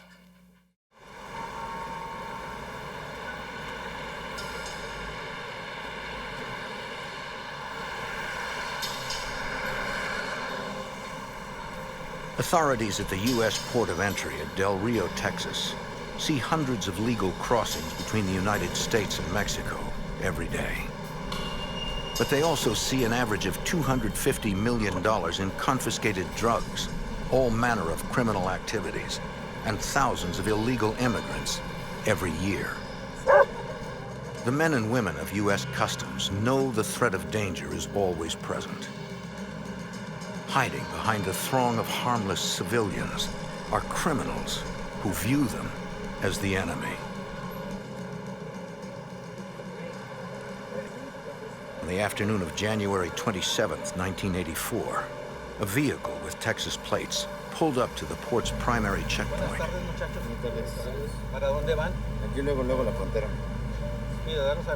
Customs Inspector Jose Torres asked the occupants for identification.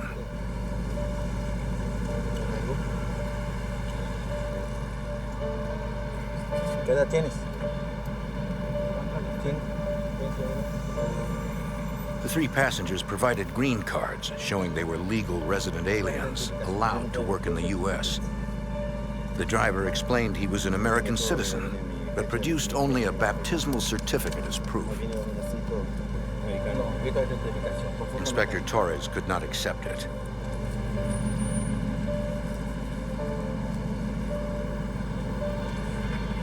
Logging in the car's license plate, he ordered the driver to a secondary checkpoint for further verification.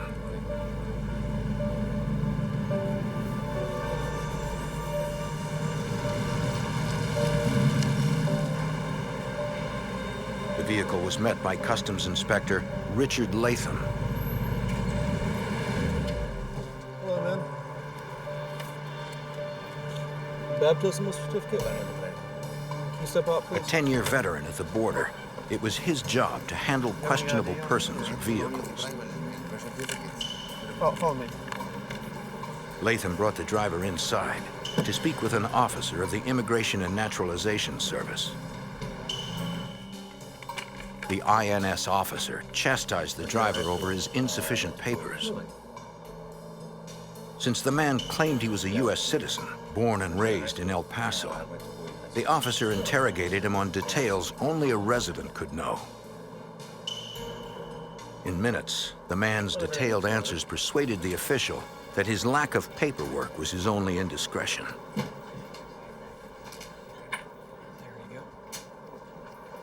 The driver was cleared, but Latham still had to inspect the vehicle. Stand over there. You need to look inside your car. Following routine procedure, he checked for illegal drugs or undeclared contraband. Since there was nothing suspicious about the men or their behavior, Inspector Latham was alone during the search. To everyone working at the port that day, it seemed like every other day. Then, at about 4:45 in the afternoon, a detective with the Del Rio, Texas police arrived. He informed border officials that a jewelry store had been robbed 15 minutes earlier in the Mexican border town of Ciudad Acuna, 2 miles away. His information was unfortunately sketchy, but he said Mexican police were searching for 4 Hispanic males, at least one of whom could speak English. Police and border officials went immediately to alert each of the inspectors on duty. Since the robbers might try to enter the United States, inspections at the primary checkpoints were doubled. Good afternoon. Where you heading? Customs officials wanted to be certain that no one connected to the robbery would enter the country. Got anything to declare? Okay. But at around 5 o'clock, Inspector Torres received disturbing news. Customs Inspector Richard Latham was missing. Del Rio Detective John Martin was at the port that day. For him to just suddenly disappear, we knew something was wrong. Although the time of the disappearance marked a shift change, Latham had not followed the required protocol for leaving his post. He had not left in his own vehicle. He had not checked out and told anyone else that he was leaving. And the standard procedure for those inspectors, even if they were rotating off for a coffee break or to go to the restroom, would have been to have notified other inspectors at the port. None of this had occurred. Their only conclusion was Inspector Latham had been kidnapped. Our first investigative response was to determine when Inspector Latham had last been seen and what he had been doing. Customs Inspector Torres reported seeing Latham searching an older model vehicle at the secondary checkpoint. He described the car as a gray, late 1970s Pontiac Grand Prix with 3 or 4 Hispanic males standing alongside, who matched the jewelry thieves wanted by Mexican police. The inspector described the driver as a male in his 20s, wearing an El Paso baseball cap. Torres realized that as he turned to check the next vehicle, Inspector Latham must have discovered something. And the kidnappers struck, then escaped the port unseen. U.S. Customs Service Special Agent Dennis Harlan helped lead the search for Latham. It was a race against time. It's been my experience that if an officer is taken at gunpoint, he is eventually killed. Everyone knew the window of opportunity to rescue the kidnapped officer was short. They sprang into action. A customs officer retrieved the computer list of all license plates that passed through the Del Rio port into the U.S. between 4:15 and 5 p.m., about the time Latham disappeared. The list was less than 100 vehicles, but it did not contain the owners' names and addresses. For that information, they had to access the Department of Motor Vehicles database. Hindered by 1980s computer technology, it would take valuable time to accomplish.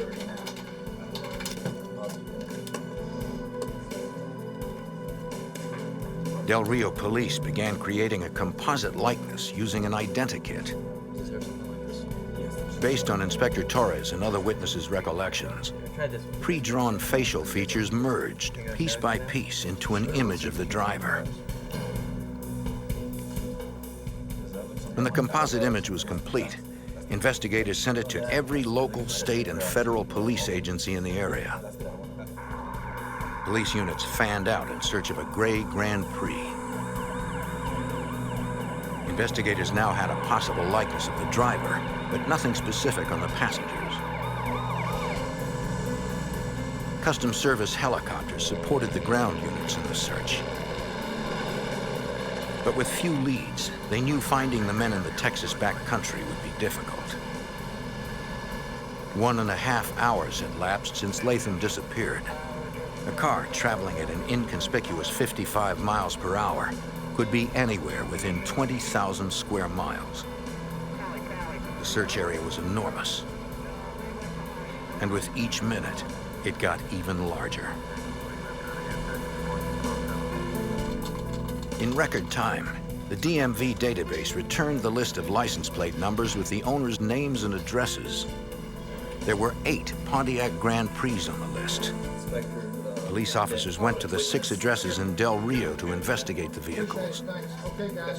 But 2 were registered to owners in El Paso, where the driver of the suspect vehicle said he lived, and that was 10 hours away. A customs agent contacted the nearest FBI field office to seek their help and informed Special Agent Don Weatherman about the kidnapping. It was very discouraging to realize that we had a missing customs inspector, no trace of where he might be, what happened to him, and so very little information other than the fact that he was last seen doing his job, and no one knew or seen anything of him since that time.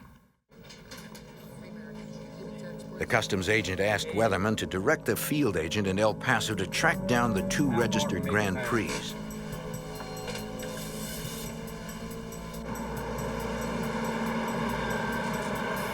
FBI Special Agent Charles Riley was assigned to interview the owners of the cars.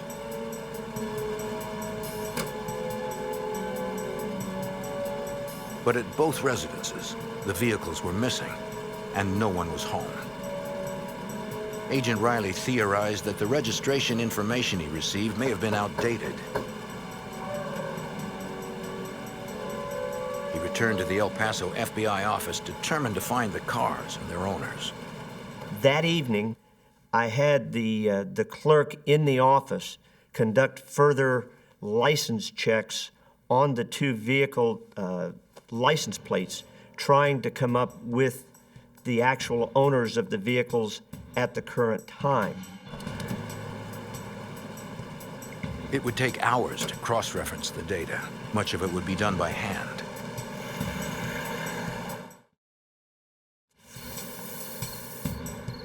State and local police manned roadblocks in every direction from the port. Where you going? Got any ID? All vehicles leaving the area were stopped and searched.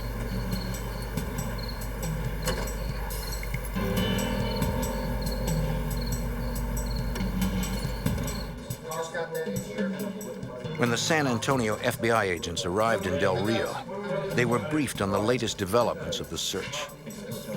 Despite the efforts of dozens of cooperating law enforcement agencies, they had come up with nothing. Nearly 7 hours had passed since Inspector Richard Latham was abducted. By the end of the first night's investigation, there were still no promising leads. You always hope that they'll turn them loose, but history doesn't prove that out. So basically, we knew we were looking for a body after probably late that evening, you know. The full-scale search was still ongoing the next morning. Fixed-wing aircraft, which could travel faster and farther than helicopters, widened the search perimeter to cover the vast Texas brush. Texas state troopers continued their roadblocks in the area surrounding Del Rio. Oh, how you doing today, man? Where you headed? Although by that time, they knew the suspects were likely gone. In El Paso, Special Agent Riley eliminated as suspects an elderly couple who owned a gray Pontiac Grand Prix. But the other owner sold his vehicle to a man by the name of Ricardo Cortez. Cortez had failed to register the vehicle in his name. A background check showed Ricardo Cortez had a criminal record for drug possession. Riley located his most current address. I went to that address, spoke with Cortez's mother, and determined that he had been out of town for 3 or 4 days. She was not sure when he was going to be back. She stated that Cortez still owned the car in question and had the car with him. I went to the El Paso Police Department and obtained a photograph of Cortez and wired a copy to the port of entry in Del Rio, Texas.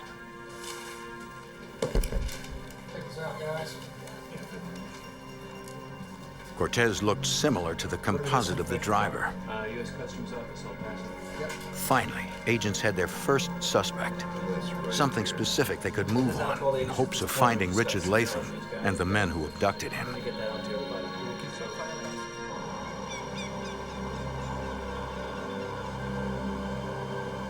But as their hopes rose, 50 miles away, a man collecting firewood near Eagle Pass, Texas, made a grisly discovery. The body of a man wearing a U.S. Customs uniform.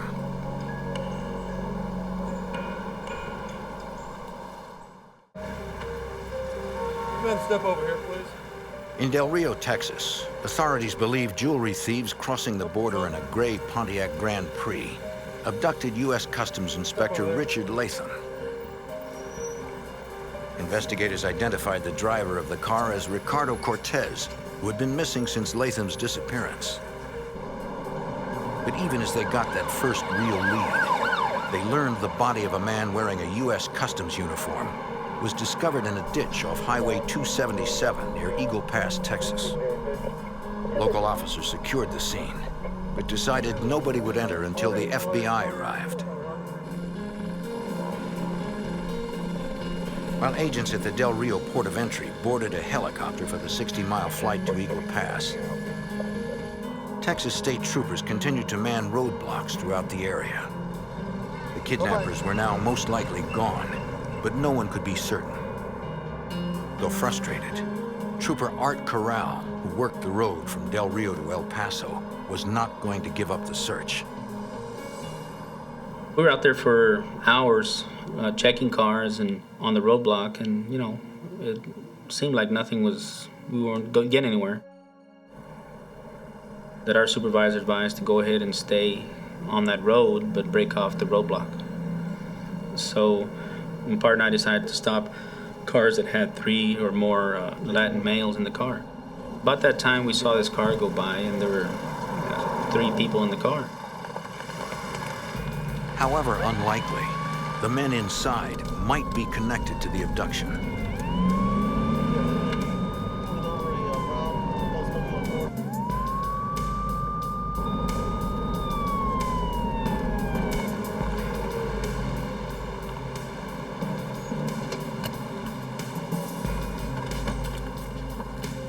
The driver got out and approached the troopers. How you doing, sir? How you been? Corral explained why he had pulled him over. 4 male Hispanic subjects are involved in kidnapping. The driver gave his ID. He was a taxi driver from Eagle Pass, hired by the men in his car to take them to Presidio, Texas. He admitted he was glad to be pulled over. His passengers were agitated and made him nervous. They want me to take them from Ensenada to Eagle Pass. The trooper decided to run a check on them.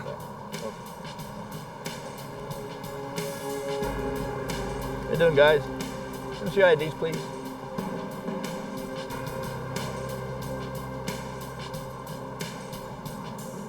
He got the green cards of the 2 passengers, Rafael Calderon and Jesus Ramirez. Neither of them fit the description of the suspect driver of the Grand Prix, and there were only 2 of them. Determined to be thorough, Trooper Corral and his partner would run a check on the names just in case. Inside the car, Corral's partner tried to radio dispatch. Any other station out there can hear me? You can copy me? Please answer. But there was no signal. He tried again. Still nothing. It's common around that area to lose contact. You had a lot of valleys and peaks, and sometimes you would lose contact with the radio station. You would have to move location in order to make contact with one of our stations. He took down the passenger's information to call in from a different position. How much to pay you? Tell you what, sir. Here's your ID card. Follow me back to the vehicle, okay? They believed they could afford the risk of letting the car go. Out here, there's only one road. You may not have another road for 100 miles. So when you let a car go, for whatever reason, and something comes up, you probably have a good chance of finding them again. The troopers took the chance and doubled back to catch a radio signal. By 2:15, FBI agents arrived in Eagle Pass to process the scene where the body was discovered. Everyone working the case had hoped they would find their fellow lawman alive.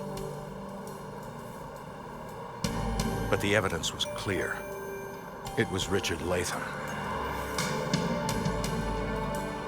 The inspector had been bound by his own handcuffs and shot twice in the back. The kidnappers were now cop killers. U.S. Customs Agent Dennis Harlan was distraught over the loss of his friend. Yeah, we lost one of ours. One brother officer has been taken and murdered. And those of us that have been in the field, we take that personally. And I was sorry that Richard was dead, but in a criminal investigation of this nature, finding of the body is very, very important. The body becomes evidence. So I felt a sense of relief that we had found the body. Sense of sadness that a friend of mine was gone. Examiners would determine he had been shot with a .38 caliber handgun, the same as his service weapon, which was missing. For Del Rio detective John Martin, the execution-style murder shed a chilling light on the type of criminal they were after. Someone that has the temerity to kidnap a law enforcement officer and to subsequently murder that officer, knowing the response that you're going to receive. That is the most dangerous type of individual. That means they don't take anyone's life in any regard whatsoever, and they would kill the average person on the street in a moment.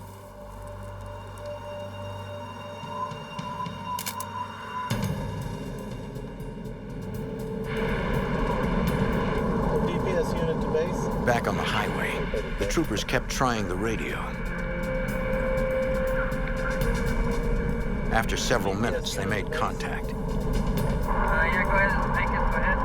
Yes, I need 329 checks on 3 subjects. Dispatch officers ran checks on the men in the taxi.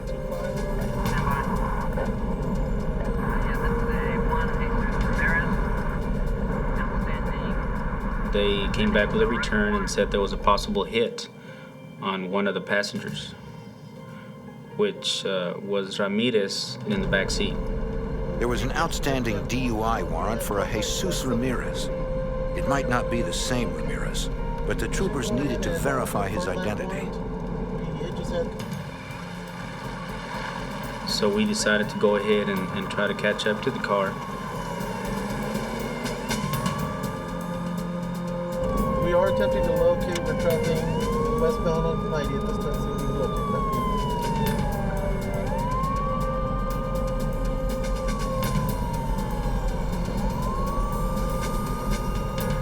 Fortunately, the taxi was still on the highway.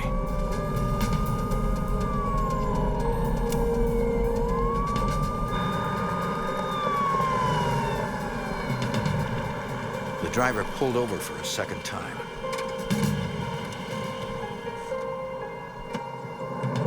Trooper Corral cleared the driver and approached the vehicle to speak to Jesus Ramirez. I start yelling for the guy in the back seat that I need to talk to him to come on out. At this time, I see the passenger kind of slouch in the back seat, and he's moving around. You know, I can see his head and shoulders kind of squirming in the back seat. So I keep calling him back, and all of a sudden, Shots fired! Shots fired! I ain't talking to you. Go in the back. While investigating a federal officer's abduction, Texas state troopers pulled a car over to question a man inside. Put your hands up! But the traffic stop quickly turned dangerous for Trooper Art Corral and his partner. When the shot was fired, my partner reached for the shotgun, and we didn't have time to call anybody. You know, it was just us two. And when there's a shooting, you got to react quickly. You know, because that could mean life or death. Put your hands in the back. Give me the other one. With his partner covering him, Corral got Rafael Calderon out of the vehicle and into custody. Down. He placed him behind the squad car, away from any weapons. Get on down. Get on down. Get on down. One in. Then they went to check on the man in the back seat. Jesus Ramirez had shot himself in the head with a .357. Another one over there too. Okay. Good. Come there. The troopers recovered that weapon and a .38 caliber revolver.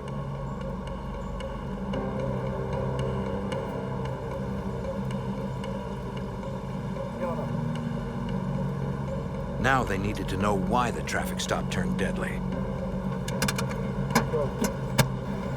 One trooper retrieved Ramirez's identification and a piece of paper from his jacket, while the other removed Rafael Calderon's belongings. Guns on you? That's all you got? Including a large knife and a cloth bag. Get a card. Corral suspected that Ramirez would not have killed himself over a DUI warrant. He knew there had to be another motive. DBS unit to base. We have subject Ramirez in custody. The troopers called in the incident and learned that Latham's body had been discovered.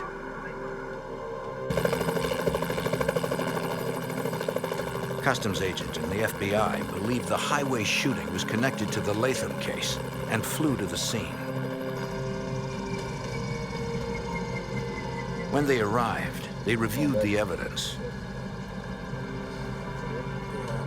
Along with the .357 Ramirez used to kill himself was a .38 caliber handgun, a service revolver later determined to be Inspector Richard Latham's, the gun that killed him. It's in the bag. Found a whole bunch of jewelry. In the pillowcase taken off Calderon, they discovered tens of thousands of dollars of jewelry that matched the items stolen during the robbery in Mexico. They also found a handwritten bill of sale for a 1975 Pontiac Grand Prix taken from the dead man's jacket. It's transport. The seller's name was Ricardo Cortez, the first suspect identified hours earlier. Now, with Rafael Calderon in custody, it was time to get some answers. On the way back to Del Rio, FBI Special Agent Moses Alanez interrogated Calderon. I was in the back seat, a Ranger's vehicle. On the way, Mr. Calderon began relating to me what had transpired the previous 2 days from the point that they left El Paso, himself and 3 other friends, into Mexico. Calderon claimed that Jesus Ramirez planned the robbery.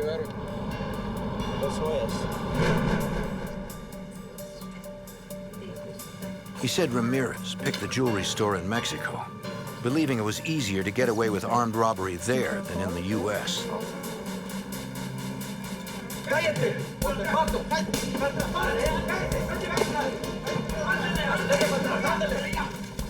While Calderon, Ramirez, and a third man he knew only as Carlos robbed the place, their driver, Ricardo Cortez, waited in the getaway car. They took as much as they could grab in a few minutes.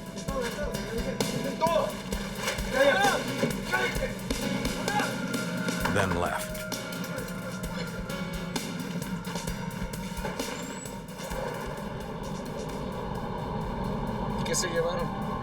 Calderon said they headed for the border, crossing at Del Rio.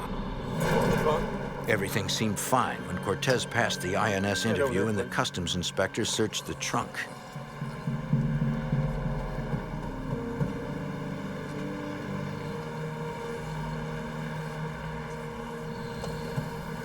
Look in your car. They began to get nervous when he checked the back seat. He found the bag of stolen jewelry, so Ramirez pulled a gun.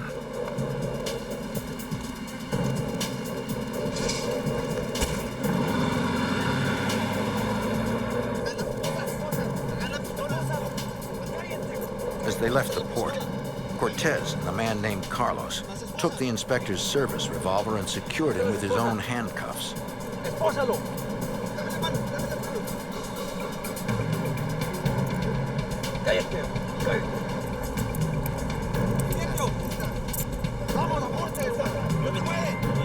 According to Calderon, Jesus Ramirez was in charge the entire time.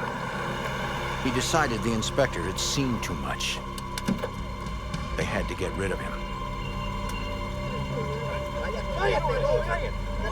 Calderon said he and Ramirez forced Latham into the ditch. He claimed it was Ramirez who shot the inspector twice in the back with his own service revolver.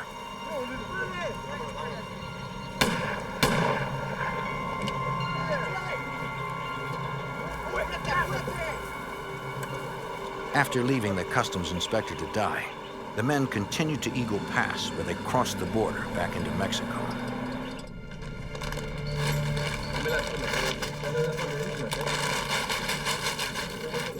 At a motel there, they went through the jewelry, putting the most valuable pieces into pillowcases. The plan was then to separate.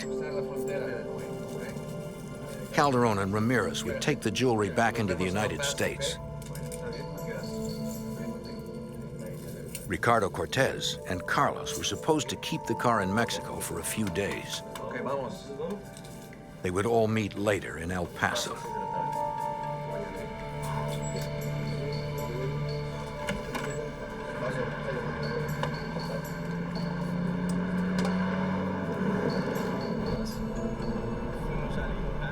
The agent noted that during Calderon's version of events, he repeatedly named Ramirez as the triggerman.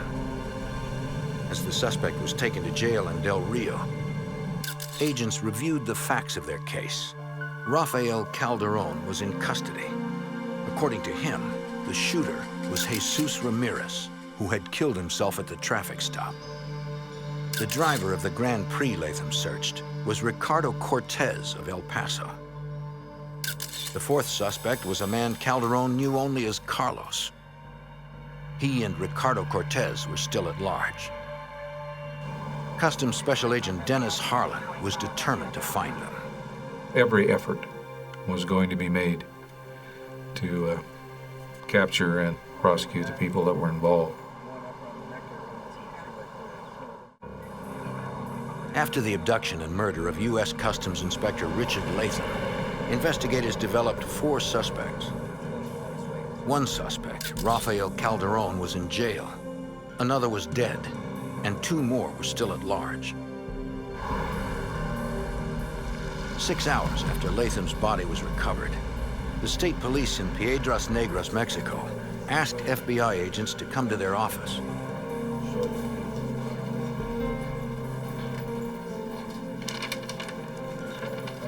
Some of the customs inspector's personal effects had been discovered in a parking lot across the border from Eagle Pass, where his body was found. Included were Latham's wallet, a police-issued canister of mace, and several documents of interest to FBI Special Agent Don Weatherman. We also located 2 California Highway Patrol traffic citations. One listed to Rafael Calderon, the subject in custody, and the other listed to Carlos Pena. Less than 24 hours after the abduction, investigators had an ID on the 4th suspect. Carlos Pena was a Mexican native legally residing in the U.S. Investigators received his photo from the Immigration and Naturalization Service. Now they had to find Pena and his associate, Ricardo Cortez. It seemed that wouldn't take long. The next day, El Paso police received a tip that Cortez and Pena were hiding in an apartment in South El Paso. In minutes, an arrest plan was underway. The 2-block area surrounding the apartment building was locked down. Coordinating units on the ground and in the air was FBI Special Agent Charles Riley. The streets were cordoned off in that area, and roadblocks were set up. U.S. Border Patrol helicopters were in the air looking on the rooftops, and officers were posted throughout the area while the search was conducted. The search for the fugitives was a sensitive mission. SWAT teams cleared the building apartment by apartment. It was dangerous work. The hallways were narrow and provided no cover if the 2 desperate men were to attack.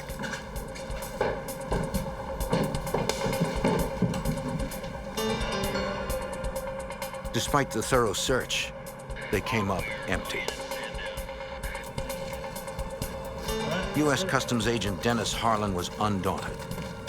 You can throw tons of manpower at a case like this, but you need some luck. And good luck is brought about by good, hard, aggressive police work. Then a new lead came when state police in Piedras Negras, Mexico, discovered a gray 1975 Pontiac Grand Prix abandoned in a nightclub parking lot. FBI agents crossed the border to search the car. But Mexican law prohibited a full-scale processing of the vehicle. We could not remove the vehicle and bring it back to the United States. We couldn't remove anything except prints from the vehicle. The FBI agents photographed the car to document the items they could not collect and dusted for any latent prints.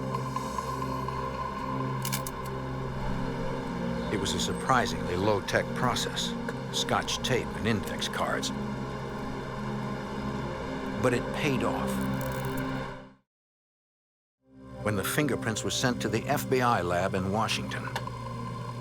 We determined that all 4 suspects that were identified had matching prints lifted from the vehicle. In El Paso, Texas, U.S. Customs agents continued their search for Ricardo Cortez and Carlos Pena. They learned Pena and the now dead suspect Jesus Ramirez had lived in the same apartment complex. They interviewed the apartment manager who identified the photo of Pena. She said she last saw him and Ramirez on the night before the Latham murder. They were unloading a bunch of stuff out here one night. The two were moving boxes from a gray Grand Prix into an apartment. A third man arrived, driving a blue car.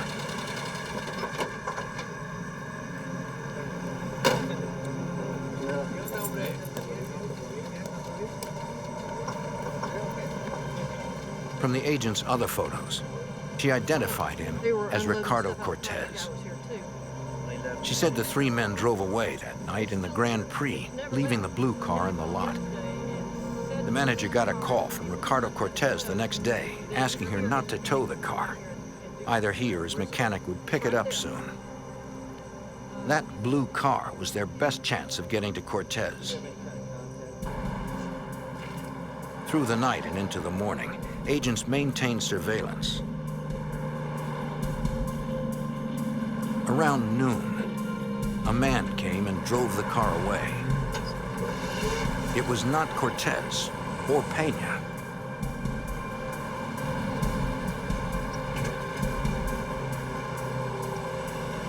The agents followed.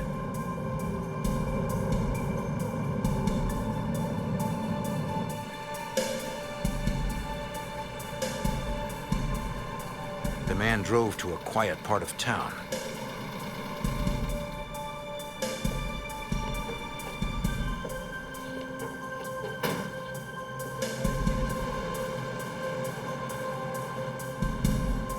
He entered a bar.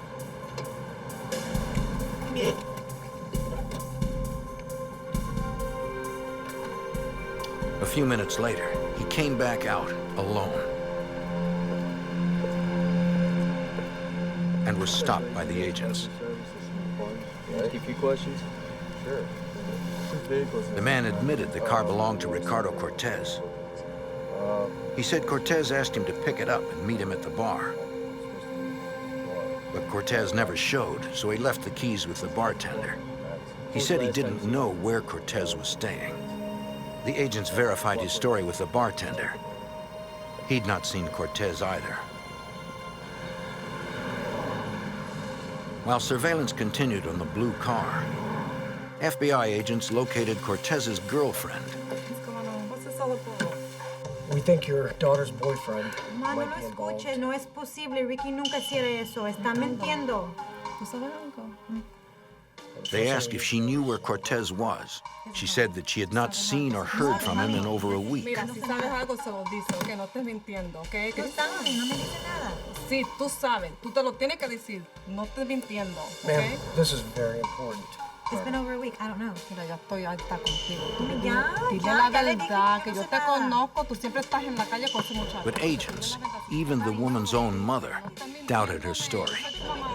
Yo te conozco a ti. They asked the mother if they could install a tap and trace on her phone. Ma, no. Estás ridículo. With her consent, investigators could locate the source of all incoming calls. We needed to apprehend the other two suspects involved in the kidnapping of Richard Latham and his subsequent murder. So that's where the focus went from there. I mean, where in the hell are these guys, you know? All investigators could do was wait for Ricardo Cortez to call. The FBI, U.S. Customs Service, and other agencies were closing in on two remaining suspects in the murder of a U.S. Customs officer. Agents had contacted the girlfriend of one of the suspects, Ricardo Cortez, and were monitoring her telephone. Hello? Ricky? Where are you? 2 days later, she received a call. Be careful. It was Cortez. Where was he at? He didn't tell her where he was, but agents traced the call to a motel in El Paso. Yes, we traced down the last call that was on this line. Special Agent Charles Riley was ready. Myself, other agents, members of the El Paso Police Department and U.S. Customs proceeded to the motel. A SWAT team surrounded the building. Ricardo, come out of the hotel. Through the combined efforts of 3 law enforcement agencies, investigators accomplished their mission, according to Special Agent Don Weatherman. The El Paso office of the FBI, Customs, and the police department there did a very good job. Cortez was arrested at that motel.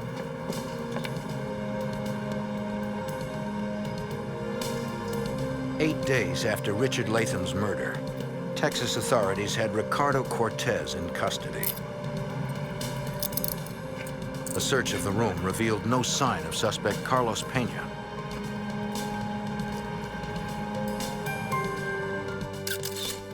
The driver of the Grand Prix, Ricardo Cortez, and Rafael Calderon were now in custody. Jesus Ramirez had killed himself at the traffic stop, but Carlos Pena was still at large. Yeah, no, I wasn't involved.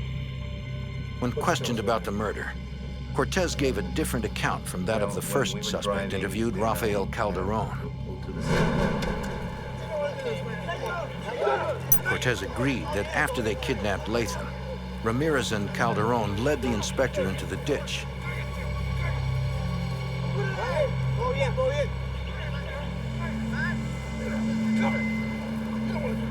But Cortez said the fatal shots were fired not by Ramirez, but by Rafael Calderon. After the traffic stop by the Texas State Troopers and Ramirez committed suicide, Calderon saw an opportunity to blame his dead associate. When Cortez stated that it was in fact Calderon who had shot Inspector Latham, this was somewhat of a surprise.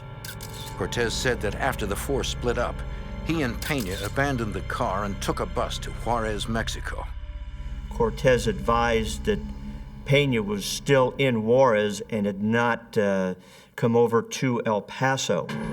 The FBI realized that they could not arrest him on their own.